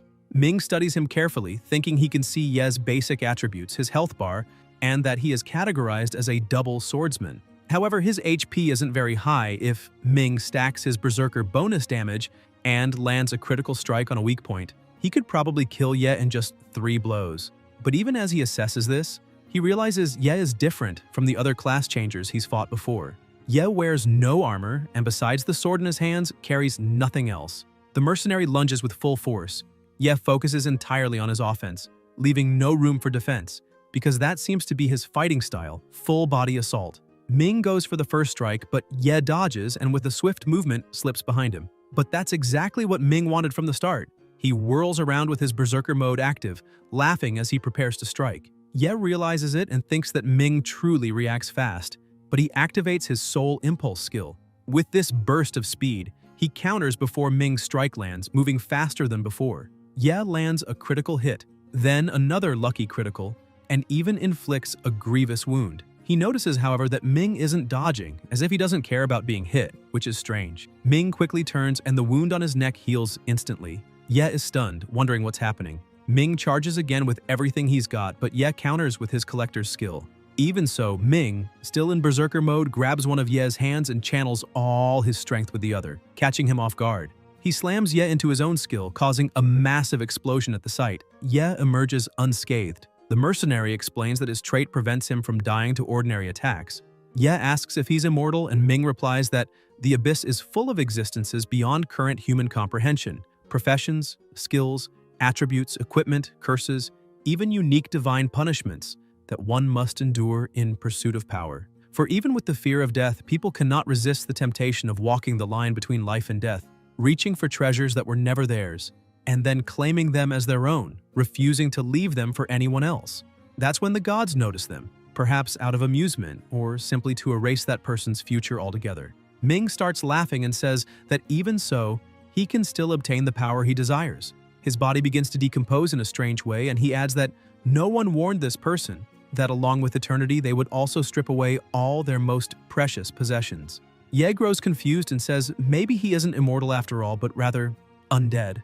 The doctor confirms that the rumors about abyssal monsters transferring their abilities to those who change professions are true, since the undead trait is a powerful characteristic that allows endless regeneration, as long as energy isn't depleted. Ming keeps decomposing and then suddenly reappears out of nowhere, saying that just before death he reached out to eternity and came back to life. When that happened, people would say he returned alone once again, and by all appearances he was cursed with bad luck, for he always came back from missions alone. Though there was no proof, as a double-sword mercenary, if all his companions died, he got to keep the entire commission for himself. It was hard not to suspect him of being a team killer. From then on, people started avoiding him, saying that if he was going on a mission, they wouldn't, because they didn't feel like dying that day. Ming says that's the price he paid for eternity. He died, but even so, he goes on living forever. He glares at the protagonist and charges again, activating his killing intent skill. It triggers when his life drops below 33%, doubling both his vulnerability to damage and his own damage output. Ye is shocked and even worried at this new ability, thinking that combining it with his curse is absurdly overpowered. But he too activates his Blood Nightmare skill, and his body turns into nothing but an illusion of blood. He manages to dodge the strike and braces for battle. The mercenary keeps pressing forward, unafraid of injury or even death, while the protagonist defends, wondering if there's really no way to defeat this monstrosity. Ming declares that when it comes to strength, his victory is the only logical conclusion. Ye then uses the divine artifact he had acquired earlier, and a Reaper appears. Ming looks at the summoning and guesses it's probably a green-class glass artifact. He tries to strike the apparition, but nothing happens, and the Reaper lands a direct hit on him. From this, Ming deduces it isn't a physical weapon, but purely the effect of a skill. The protagonist explains that whenever any target dies from that ability, it triggers the Despair Harvest trait. Moreover, life and mana slowly regenerate thanks to Despair Harvest, and because the mercenary's body is already dead, the ability activates with every successful strike. And the reason the undead can live forever is because of their mana. In other words, for someone like Ming, who has become undead, the health bar is nothing but decoration. His true vitality is his mana, which cannot be detected. The mercenary says Ye has finally figured it out, and he's not as stupid as Ming thought. Ye replies that the abyss is full of rules, and even puzzles that seem impossible have their answers. A mighty warrior can still be a clumsy brute, a glass cannon can deal massive damage but die easily, and a body that seems invincible can still have a weakness outside itself. The protagonist points out that Ming doesn't wear armor, and that with his self-sacrificial attack style, he tricks enemies into thinking they can trade blows with him, when in truth, hand-to-hand combat isn't a path to victory. It's a flaw he shows on purpose. Ming admits this is true, saying that survival in the abyss means knowing how to bend the rules to your favor. But he warns that even Ye must have some fatal flaws. Ye asks what he means, and Ming explains that among strength, agility, intelligence, constitution, willpower, and luck, one of those 6 attributes is likely his weak point. Ye apologizes and says he's different. He has many extra points, which he distributes evenly at each level, making his class the hexagonal warrior. This time, the one who attacks first is the protagonist, knowing he has to strike before Ming's wounds regenerate if he wants to end the battle quickly. Ming blocks, but he realizes Ye's strength, speed, and reaction time are all far beyond the norm for warriors his age. Clearly, the protagonist isn't holding back. Ye dodges the counterattack with ease and says that peculiar techniques, brute powers, or even those useless talents people often ignore, he has mastered them all. He dodges another strike and counters with a direct blow to Ming's back. Pulling away, he explains that physical attacks alone may not be able to kill Ming, but the continuous drain of mana will slow his regeneration, and eventually, when the mana runs out, he will die. Slower than before, Ming tries to continue attacking, but Ye uses his skill again and destroys the mercenary's arm. Ming stares at the ruined limb and asks Ye if his mana consumption has already failed. Ye answers that, either way, he still has the advantage. Ming then repeats Ye's own words back to him, saying that just as he himself had claimed, even the most impossible puzzles have a solution, and perhaps Ye's weakness doesn't lie in combat, but somewhere outside of it. Ye glances back and sees his sister's teddy bear lying on the ground. He wonders when it fell. Seizing on the moment, Ye lowers his guard, Ming lunges forward, slams the protagonist's head into the ground, and says he shows no sympathy to anyone trying to stop him, even former teammates. He'll send them to hell without hesitation. Yet he adds that Ye is different from everyone else, because he still carries the morals of the living. Even knowing the person he's trying to protect is worthless trash, he still fights to protect them. Ming then asks how Ye would choose between the life of his sister and the director. Hearing this, Ye's eyes widen as he seizes on the word choose. That means his sister isn't dead. Ming releases him and asks when exactly he ever said she was. The teddy bear, he explains, was only a symbol to convince Ye he knew where she was. Laughing, he walks off, saying that girl isn't easy to kill, just like her brother. Ye, still confused, demands to know what Ming really means by that. Hours earlier, in another room, the sound of battle rang out. The mercenary fought one of the abyssal monsters, while two others held Ye Xiaozhou in their grasp. She cried, thinking she would never see her brother again. She remembered the mercenary telling her that if a monster attacked, he wouldn't help. Since she hadn't hired him, her life meant nothing to him. She also remembered her brother's joyful words, telling her he had found a well-paying job that would be enough to heal her legs, and that all she had to do was wait so she could stand again. With the tears in her eyes, she thought about not wanting to keep being a burden, not even to her own brother. Accepting death, she began to say goodbye, apologizing, but the will to live surged through her body. She begged the heavens to make her strong, even if only for a moment. Whispering please over and over, she opened her eyes and a strange energy overtook her. The monsters recoiled in fear at what appeared before them. She had awakened a new skill, Metamorphosis Master. She transformed into her teddy bear, only massive and monstrous. With a single strike, she could crush monsters as if they were nothing. While the mercenary struggled against the leader, he suddenly noticed the severed head of a monster land beside him. Turning, he saw that Ye Xiaozhou had also transformed into a beast. He muttered that those treated with abyssal cells often had a higher chance of awakening abilities, and that she must be one of those victims, just as another father had once said. Even as a monster, she continued crying and reached her hand out to him. He stayed on guard, fearing she might attack. After all, he had heard that those touched by the temptation of abyssal cells often lost their minds and became raging monsters. But Ye Xiaozhou spoke even in her monstrous form, asking what had happened, because she felt much taller than before and, more importantly, she could walk. She found it strange. Ming, shocked, asked if she truly hadn't gone insane and demanded to know her name. Sitting down beside him, still weeping, she said her name was Ye Xiaozhou. Relieved, he said she really was still herself. He led her to a reflective surface, and when she saw herself, she grew furious, crying out that she had turned into a giant teddy bear. The mercenary says he doesn't know whether to congratulate her or not for what happened. Ye Xiaozhou grows more desperate, screaming that she no longer looks human, feeling deeply ashamed at the thought of facing her brother in that form, and asking how she can return to normal and what she should do. Ming replies that she's starting to get really annoying and explains that the ability is hers, so there's no way he could know how she can transform or change back. He turns away and says it's fine if she doesn't want to keep traveling with him. Either way, he'll continue his mission and try to find that person. She hands him the teddy bear and asks that if he can deliver it to her brother, she would be very grateful. She also begs him to tell her brother that she might need some time to prepare herself mentally since she has never been as shocked as she is now. The mercenary takes the teddy bear and says that if he happens to meet her brother, he'll tell him that personally. Back in the present, the mercenary says that if they continue fighting, he would probably still have the advantage, but he would like to see the protagonist's true abilities. Still, they have no real reason to interfere in each other's path. The director suddenly asks if Ye Xiaozhou really isn't dead.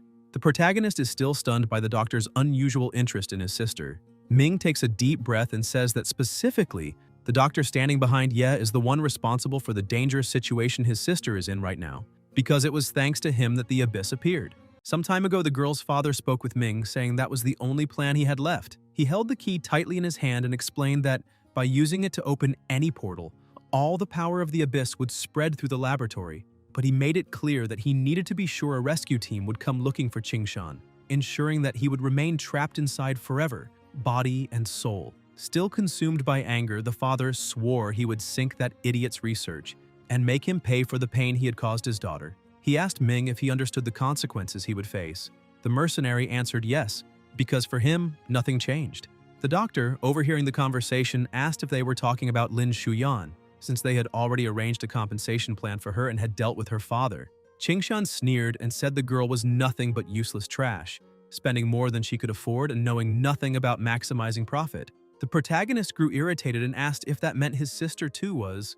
The frightened doctor begged him not to misunderstand and explained that she had simply fallen into the abyss before he could help her. He tried to justify himself, saying that even if she was used in an experiment, it was her own choice, and if Ye was dissatisfied, he could be compensated. Standing up, he tried to calm the tension, claiming it didn't matter if she was alive or dead. Ye laughed with contempt and punched the doctor in the face, asking how he could speak so casually, thinking that a life could be bought with compensation. Qingshan fell to the ground, bleeding and trembling, not understanding. He asked why the protagonist wanted to save a cripple who couldn't even walk, saying he only used his weapon to maximize her potential. He insisted it was a small sacrifice for science and that, in the name of all the awakened, she should be proud. Ye lost control, consumed by rage. He activated his recycling ability, grabbed the doctor, and shouted that his sister was the only survivor of their entire family, something Qingshan would never understand. Qingshan began to fear for his life and said he didn't mean it, but the protagonist slammed him into the ground and walked toward him. Grabbing him, he said he was so worthless that even hell wouldn't accept him. Ye looked at Ming and threw the doctor back, saying that from now on that scum was his problem. The mercenary, controlling his lost arm, held the doctor's head and smiled, saying they finally agreed on something. The protagonist stepped through one of the portals, saying he only wanted to make sure his sister was safe and nothing else mattered. Ming stared at Qingshan and reminded him that a mercenary's role was to fulfill the paid mission, which meant the doctor would die there, as that was also the wish of his client. Desperate, Qingshan asked what the mission was and promised to pay double, begging him to reveal how much the old man had offered. Ming looked at him and replied that a person only had one life, so how could he pay double for that? The doctor didn't understand and asked what he meant. Ming smiled, looked toward the protagonist, and said that next time they would fight with everything.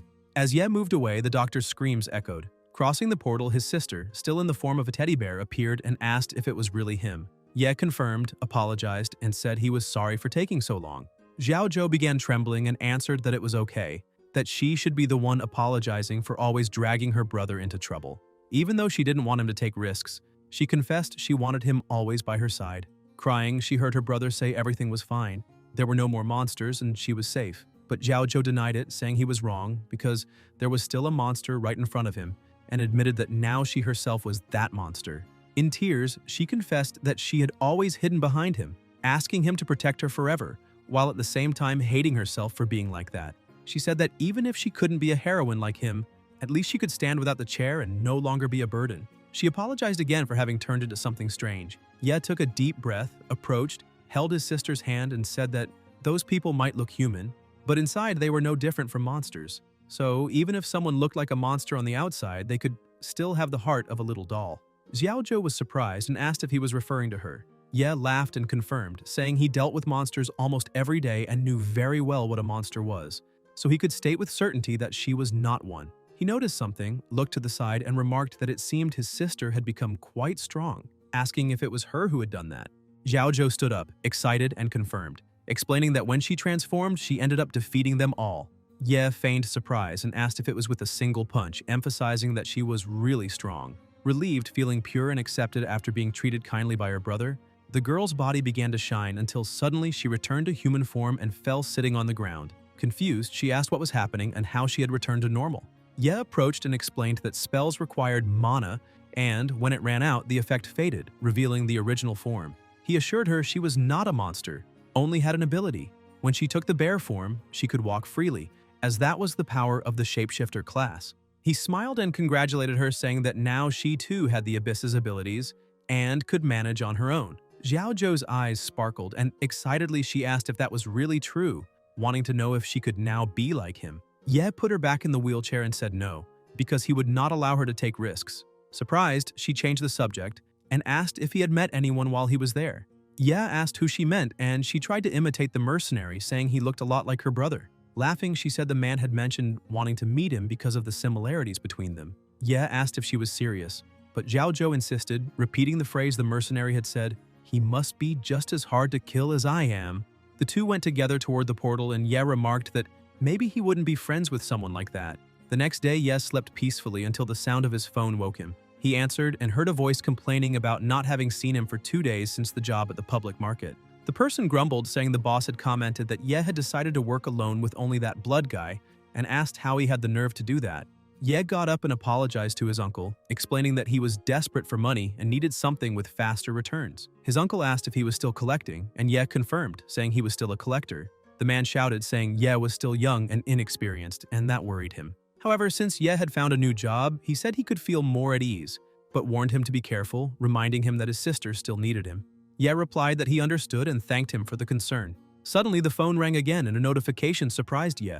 He had received a transfer of 2,400,000 from Shingrun. He commented that he had expected something like that from a noblewoman, as fast as she was. Opening the message, he saw she had written that she sold everything in her own name and asked him not to forget to thank her. Delighted with the amount, Ye smiled to himself, acknowledging that he really had used her name. After all, with her reputation, no one would doubt the authenticity of the items. The night before, the two had met in a private place. Ye had poured out all the arsenal he had managed to gather, leaving Shingrun surprised, who asked where he had been to return with so many valuable materials. He disguised it, saying he'd just gone into the abyss to collect. Shingrun pressed him to tell the truth, but Ye answered that he no longer had any use for high-class items, so he had simply gathered them. She laughed and asked if he was still a level 1 collector, calling it shameful. Yet, observing his body, she noticed he had grown a little. Ye admitted he had been through a lot and was now more mature. Shingrun analyzed and concluded that the collector profession was new, not yet officially recognized at the Great Profession Exchange Table, so it was impossible to level up, but still possible to get stronger. Ye joked that he was just a guy picking up trash, but it made sense that he could get stronger that way. Shingrun then asked if he wanted to go to the World Committee and take the Hunter's test, since he needed a legal justification for the things he had brought from the Abyss. He asked Shingrun if, by getting the Hunter's certificate, he would then be able to enter the Abyss as an official hunter.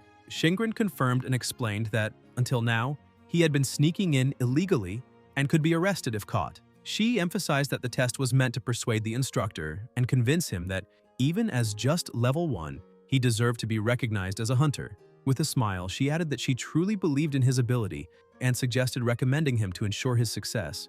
Ye was suspicious and asked if that was really possible. Shingrun replied in front of everyone that they should say she was the one who had found those items. Her bodyguard confirmed with an "understood." Shingrun continued, saying Ye had helped her a lot and that because of that she was indebted to him. Ye got up from the bed and began to walk, thinking that, in truth, it was he who now owed her something. As he walked through the room, he bumped into something and upon looking at the floor, realized it was a delivery. His sister appeared, saying that, since he didn't even have a kitchen, the least she could do was buy him a meal box. Ye remarked that she had woken up early, and Xiao Zhou replied that of course she had. After all, it was her first day back, and she didn't want to just lie in bed all the time. He sits at the table, starts eating, and asks how her leg is.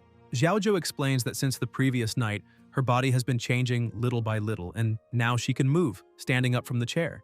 Ye almost chokes, rushes over to her, and asks if she really evolved that much in just one night. She sits back down and says she was afraid of turning into a huge bear and breaking the house, so she focused the magic only on her legs.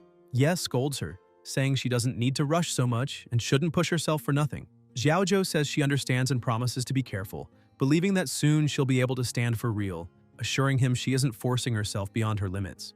Ye gets ready, opens the door, and insists she shouldn't hurry. Seeing that her brother is leaving, Xiao Zhou asks where he's going. He replies that he needs to take care of something, but will be back soon. Upset, she points out that it's the weekend. Ye just says that unfortunately he has to work anyway and closes the door. Alone, Xiao Zhou wonders if maybe he's going to see some woman, imagining it could even be his girlfriend. On the deck of a building, Ye observes a group gathered in front of another building, all ready and equipped, which makes him uneasy and questioning why that job is so competitive. Someone approaches from behind and asks if he's also there for the test and which hunter team he'd like to join. When Ye turns around, he discovers it's Zhou Tong, equally surprised to see him there. The two comment that they hadn't arranged anything. Zhou Tong asks if Ye is really going to take the hunter's test, which means he never had the certificate. Ye explains that only now did he decide to take it since he finally managed to save enough money as the test isn't cheap. Then he asks what his friend is doing there since he already has the certificate. They walk together, and Ye asks how he's been. Zhou Tong says he followed his advice and practiced hand-to-hand combat, but even so the certificate hasn't helped. as the hunting groups believe he only wants experience and won't accept him. That's why he needs to prove he's a good fighter. He smiles and wishes Ye good luck, saying that if he gets the certificate, things will be easy for him. Ye thanks him and agrees, really hoping that's true. In the middle of the crowd, some people fight for space, telling others to move aside. A well-dressed man appears, complaining about having to wait in line for the certificate.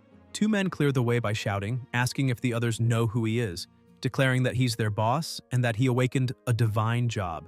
They threaten that if anyone annoys him, they'll lose their life. Ye hears that and is confused, wondering about this divine job, since so far he only knew of one, Shingren, the Divine Knight. Besides her knight abilities, she could use ice magic, summon shields, and heal, having much greater evolution potential than other jobs even as an S-class.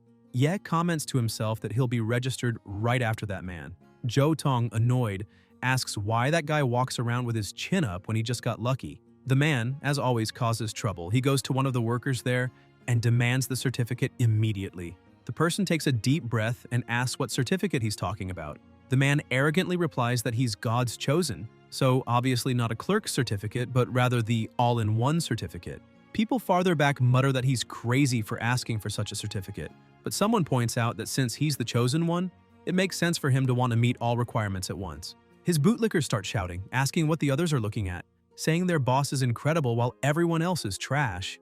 At that moment, a woman approaches and asks if he's really that amazing. The self-proclaimed chosen one trembles with excitement at seeing her and says he never imagined such a beautiful woman would take the exam, inviting her to his team. She immediately rejects him, saying she would never join someone like him. The man insists stupidly, telling her not to say that, claiming he's chosen, a good fighter, and even hinting they could fight in bed. Annoyed, the woman unleashes a massive explosion that blasts him away. He screams in pain, catches fire, and his friends run to help him. Desperate, he shouts, asking what that was, saying everyone taking the test are beginners and asking where she got that kind of power. Still furious, the woman says they have no idea who they're messing with. Jo Tong watches, impressed by her strength. The protagonist comments that an instant explosion isn't something to be taken lightly.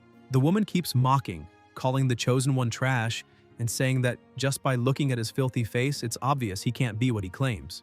The man, consumed by rage, curses the woman, saying she humiliated him in front of everyone and that she'd pay for it. At that moment, someone touches his shoulder. Angry, he turns around ready to tell the person to shut up, thinking they're looking for death. But when he looks back, he sees Ye's aura like that of a true demon, and he's startled to hear Ye's calm voice explaining that there are examiners watching, and that if he keeps using his abilities carelessly, he'll end up in serious trouble. The man swallows hard, says he understands, and begins sweating cold, unable to believe what he just felt, as Ye's aura was terrifying. One of the examiners approaches and declares that using abilities in public is strictly prohibited. Ye asks him to stay calm, saying everyone seems stressed that day. The woman walks up to the examiner and apologizes, explaining that the man kept provoking her. The examiner warns her that if she breaks the rules again, she'll be arrested immediately. Then he asks what her job is and which certificate she's applying for. She explains that she's a fire elementalist and is applying for the magical damage dealer certificate. The examiner takes out a crystal and, because of the confusion, asks her to place her hand on it. She focuses and transfers her energy to the crystal. The examiner is surprised, saying she has an abnormally high strength rating. Then he adds that due to the increase of problems in the abyss caused by unregistered hunters, security has been reinforced, and asks her to come with him. Worried and also a little annoyed, she tries to redo the test politely and calmly, saying there must have been some mistake. She places her hand on the crystal again, this time more controlled. The examiner, confused, comments that now the crystal reacts normally. The woman laughs, celebrates, and announces that she passed. Ye watches from afar and mutters to himself that it's very strange, as she suddenly turned into a completely different person. Jo Tong, worried, comments that the next person to be investigated is probably, but Ye interrupts him, asking for silence. The examiner announces that the joking is over and asks who will be next. Jo Tong insists that with Ye's strength, he will certainly pass the test. The protagonist raises his hand, saying he's next, and walks up to the table. The examiner asks which certificate he's applying for, and Ye answers that it's for the full certificate. Confused, the examiner asks what his job is, since only God's chosen usually request that kind of certification. Ye reveals that he's a level 1 collector. Immediately, the awakened around him start laughing and mocking, calling him trash and despising his profession. Jo Tong defends him, telling everyone to shut up, and reminding them that if Ye wanted, he could crush them with just one hand. Ye then tells the examiner he only wants a function suitable for his team, so he can handle any situation, and asks if that's a problem. The examiner admits that technically it's possible, but asks if Ye knows what the tests for the full certificate are. Surprised, Ye asks if there really is a test. The examiner yells to confirm. A woman at the front watches curiously and wonders if collector is some new job. The examiner explains that all applicants must gather and enter the abyss in a group to complete missions. However, by applying for the full certificate, Ye will have to do everything alone. Even a mission considered simple becomes nearly impossible to complete by just one person. That's why he says Ye is digging his own grave. Ye looks at the board and asks if completing all the abyss missions really grants the certificate. The examiner answers that those missions are reserved for experienced hunters, and that if a rookie attempts them, it's basically suicide. He throws the crystal to Ye and says that with that level of arrogance, he must either be an idiot or a master in disguise. Then he asks him to touch the crystal. Ye holds it, but nothing happens. The examiner is stunned and concludes that he must just be an idiot. The other awakened keep mocking, telling Zhou Tong that his friend is nothing but a joke, and that trying to enter the abyss without magic is the same as wanting to die. Ye takes the key and asks if there's anything else he needs to know before entering. People around him wonder if he's really going to do this, thinking he's way too stubborn. The examiner says that if he wants to die, they won't be responsible, and explains that there's a tool that blocks teleportation, so the use of the key is necessary. Zhou Tong runs up to Ye and wishes for him to return safely. The thug from before interrupts, asking them to wait, and runs to the portal, outraged that someone like Ye could challenge such a difficult dungeon. He demands the same key, wanting to try too. The examiner apologizes, explaining there's only one key per difficulty, and that if he wants that one, he'll have to wait for the next round. The man insists, asking if he can go along with Ye, but the protagonist refuses to form a team. The examiner questions if they're suggesting entering together to compete. One of the guards comments that although the rules forbid forming groups, nothing stops them from competing. The examiner warns both of them and declares that the contest will be decided by whoever comes out with the boss's reward. That will be the true winner. He emphasizes they can't secretly cooperate because the dungeon's difficulty increases exponentially with more than one person. In that case, it becomes nightmare level, which is why they only allow solo entry. 2 people inside means stronger monsters and unexpected special enchantments. He reinforces that even though the company controls most of the abyss, abnormal circumstances like this bring infinite possibilities. After explaining, he asks if they still want to challenge the dungeon together. Ye thinks the examiner is probably referring to elite monsters with special enchantments. Some increase health or attack, others grant immunity to certain blows, or can only be defeated with specific mechanisms, things he has seen before. The thug leader laughs and claims he has the strongest items, so those dungeons are easy for him. The protagonist analyzes the situation and admits to himself that the man has a point, since he clearly carries only high-class items that grant powerful buffs. The equipment is clearly well enchanted, and even a rookie can greatly boost potential with them. That's the advantage of being a true pay-to-win hunter. The examiner notices Ye's silence and asks what he's thinking. Ye replies that he doesn't care about any of that because all he wants is his certificate. Deep down, he's pleased, because if the dungeon really has become nightmare level and contains rare monsters, then he'll have valuable corpses to collect. Zhou Tong warns him not to tempt fate, reminding him that if he enters a crazy dungeon where the boss room appears randomly or one that nullifies magic, he won't be able to handle those debuffs. Ye tells him not to worry, saying that the thug has excellent armor and they can take advantage of it if necessary. The so-called God's Chosen turns to him and reminds him that they're competitors, saying that if Ye dies inside, he won't lift a finger to help, since only one can pass the test. Ye tosses him the key and says that if he's so excited, he can open the door since he trusts the luck of a chosen one. The man grabs the key and starts laughing, saying the protagonist finally recognized his place. He runs to the abyss and opens the entrance, boasting that everyone calls him God's Hand. The system immediately announces that the abyss has risen to nightmare level. Monster count increased by 300%, their health by 150%, their damage by 70%. Nightmare Land Effect. Active monsters increased by 300%. Nightmare Land Effect. All healing inside the dungeon reduced by 75%. In addition, potion effects are shortened. The Chosen One panics, asking what kind of debuffs those are. Trembling, he complains that he prepared dozens of potions to clear the dungeon, but now they're useless. Ye observes and thinks it's not just the potions that lost effectiveness. All forms of healing are drastically reduced. His own abilities with the man-eating plant overload and soul harvesting would also be ineffective. The worst would be the consequences of activating Berserker mode, with even greater damage and real risk of death. He concludes that he'll need to be very careful. The Chosen One keeps complaining, saying he bought the largest bag possible just to carry potions, but now he'll have to set them aside. Putting on his armor, he says it doesn't matter. because it will be enough to crush any monster, and that the protagonist just has to wait and see. Confident, he charges forward, shouting that he'll be the first. Another system alert pops up. One more member joined, and the difficulty increased even further, transforming into a special nightmare level. From outside, the entrance color changes, and the system announces that it's now a legendary challenge with a legendary monster inside the dungeon. It doesn't have a designated room, and defeating it will grant legendary rewards. The examiner is stunned and shouts that it's a legendary mutation. He explains that even with a luck stat above 300, the chance of this happening is only 0.01%. He wonders how much luck that guy has and orders the guards to immediately notify the higher-ups and request reinforcements without delay. The others, about to start their own challenges, stop in front of their portals, shocked. Zhou Tong, before his easy-level portal, raises his sword and reminds himself that he needs to hurry. Looking at the entrance Ye just entered, he sees the drastic change and, worried, only wishes for his friend to return safely. Inside the dungeon, the Chosen One is still bragging, saying that right upon entering, they came across a huge house, almost like his 2,000 square meter mansion. In front of it, two statues remain motionless. The idiot keeps muttering, mocking those statues and claiming his front yard is much better. The protagonist calmly interrupts, saying that this is the boss room.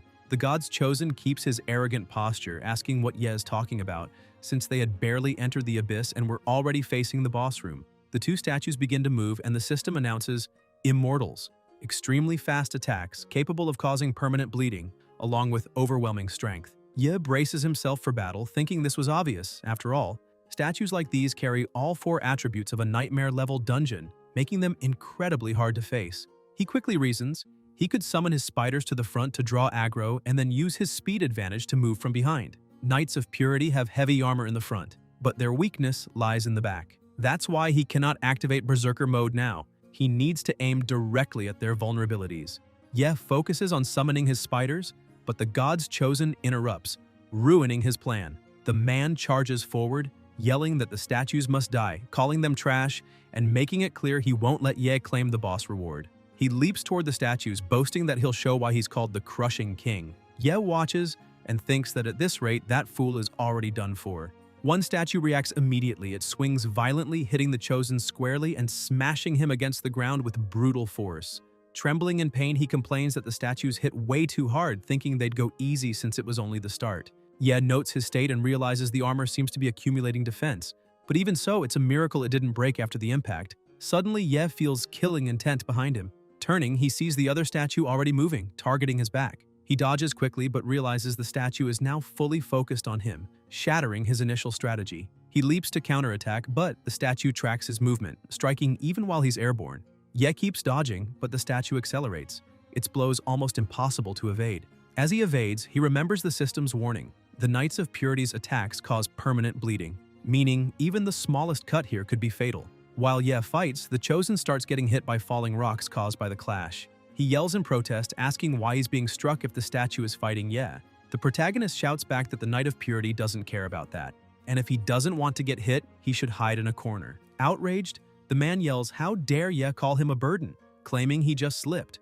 The statue shifts its attack pattern, and the system announces, Knight of Valor, immovable armored defense, destructive power. Ye dodges, realizing this strike was designed to shatter defenses, especially effective against tanks. Seeing the danger, he uses his spiritual dash and manages to escape again. The Chosen stands and charges once more, saying Ye is struggling too much, and that he'll finish it quickly. But his attacks have no effect since he insists on striking the statue from the front. Ye observes and thinks at least the guy helps relieve some pressure, so he's not completely useless. Still, the bigger issue is that they're facing two bosses at once, and it would take a full hunting team's coordination to defeat them. The Chosen is struck again and flung back, groaning in pain. Ye analyzes and concludes that he really is a tanker, since he can still stand after two blows that could have killed anyone else. Even so, it only makes the monster angrier. Suddenly, the statue releases a strange energy, spreading suffocating pressure across the area. The system announces, Taunt ability activated. The target can only damage the provoker, and all homing spells are automatically redirected to it. Ye feels uneasy, realizing this is a huge problem. He mutters that they can't focus only on one enemy since the other, even bigger one, also has to be dealt with at the same time. At that moment, one of the statues charges at him with full force. Ye dodges and counterattacks, stabbing the statue's arm with his dagger, but a notification immediately appears. armored defense reduced damage by 95%. Ye can't believe a direct hit did nothing, frustrated to realize his weapon had no effect. The Chosen keeps attacking wildly, but can't understand why these enemies are so different from the Abyss's usual monsters, since normally any creature would fall in 1 or 2 strikes. The second statue starts moving, and Ye realizes this is bad. He dodges and runs toward the Chosen, shouting at him, saying he dumped all his skill points into defense without any offensive power, asking how someone like that managed to level up without attack. The man retorts that he spent plenty, but his skills helped him. At that moment, the statue seizes the opening and charges. Ye yells at him, calling him an idiot and warning him not to get distracted mid-battle. The Chosen tries to run but trips on a stone, sliding near Ye. The protagonist glares with disdain and explains that his fighting style is agile and doesn't fit with that heavy armor at all, since it completely limits his movements. The man replies that no one had ever told him that, since he always let others finish fights for him. It's clear now that Wu Sangxie, the conglomerate's heir, had simply paid his way up by hiring others to power level him. He doesn't know how to fight. He just stacks defense, thinking that as long as he doesn't die, he can win. The statue attacks again, and Ye has to shove Wu Sangxie aside, saving him at the last second, and sternly scolds him, saying the Abyss was never a playground, but a place where people trade blood and sweat to feed their families. Ye starts running and concludes that if cuts don't work, he'll need another method: brute force. He gains momentum, leaps at incredible speed, and lands a direct punch on the statue, nearly knocking it down. Aloud, he declares this is the tactic of the poor, empty hands. Wu Sangxi is dumbfounded, shouting that Ye managed to push back an armored creature with his bare hands, proving he really can wound those statues. The second statue strikes, but Ye dodges and counters again, punching it square in the face. A notification appears. Critical hit to weak point, status effect applied. Even Ye is surprised, thinking luck must have influenced the result. The system confirms critical hits on weak points have a chance to apply status effects according to the luck attribute. Taking advantage of the lowered guard, the statue strikes brutally, slicing Ye in half. Wu Sangxi panics, believing the protagonist has been torn apart, but the body turns into a nightmare of blood, and the real Ye emerges behind, saying it's just the same as always. He evaluates the situation, realizing the Chosen's DPS is far too low to keep the monster pressured, and as a tank, he also can't withstand enough hits. For Ye, this was expected, since he never counted on Wu Sangxi putting in any real effort here. Even so, he concludes he'll need to control the entire flow of the battle himself. The two statues charge together, and Ye orders Wu Sangxi to flee. The man obeys immediately and hides in a corner. Ye restarts the fight, leaping and weaving through simultaneous attacks. He gains momentum from the ceiling and strikes from behind, landing another critical blow that nearly destroys one statue in a single hit. The second lunges, but Ye evades again, giving it no room until he finds an opening and punches its leg. Wu Sangxi watches in shock, realizing Ye avoided all the most protected areas and struck only weak points, showing a technique sharper than any expert he had ever hired. Pointing at him, he asks how Ye, being a novice, can fight like that. Ye replies that while he is technically a novice, having just been classified, years of excavation teams and fighting monsters to the brink gave him enough experience to evolve once he gained his class. He explains that his enhanced physique multiplies all the senses he trained with blood and sweat, hundreds of times over, always facing death head-on. Wu Sangxi retorts that Ye is overcomplicating things, asking if it wouldn't be simpler just to use better gear. Ye answers that gear is nothing but disposable tools, replaced every level, while his true and supreme equipment is his own body, which only grows stronger. At that moment, more statues appear and the system announces, Berserker mode activated, attack speed greatly increased, each strike empowers the next, and every physical damage received reflects an equivalent amount on the attacker. Ye glares at the situation and declares that the only supreme equipment he carries is a body that never stops growing stronger. Guys, if you enjoyed the video, leave a like, comment, and subscribe to the channel so you don't miss new content. Thank you.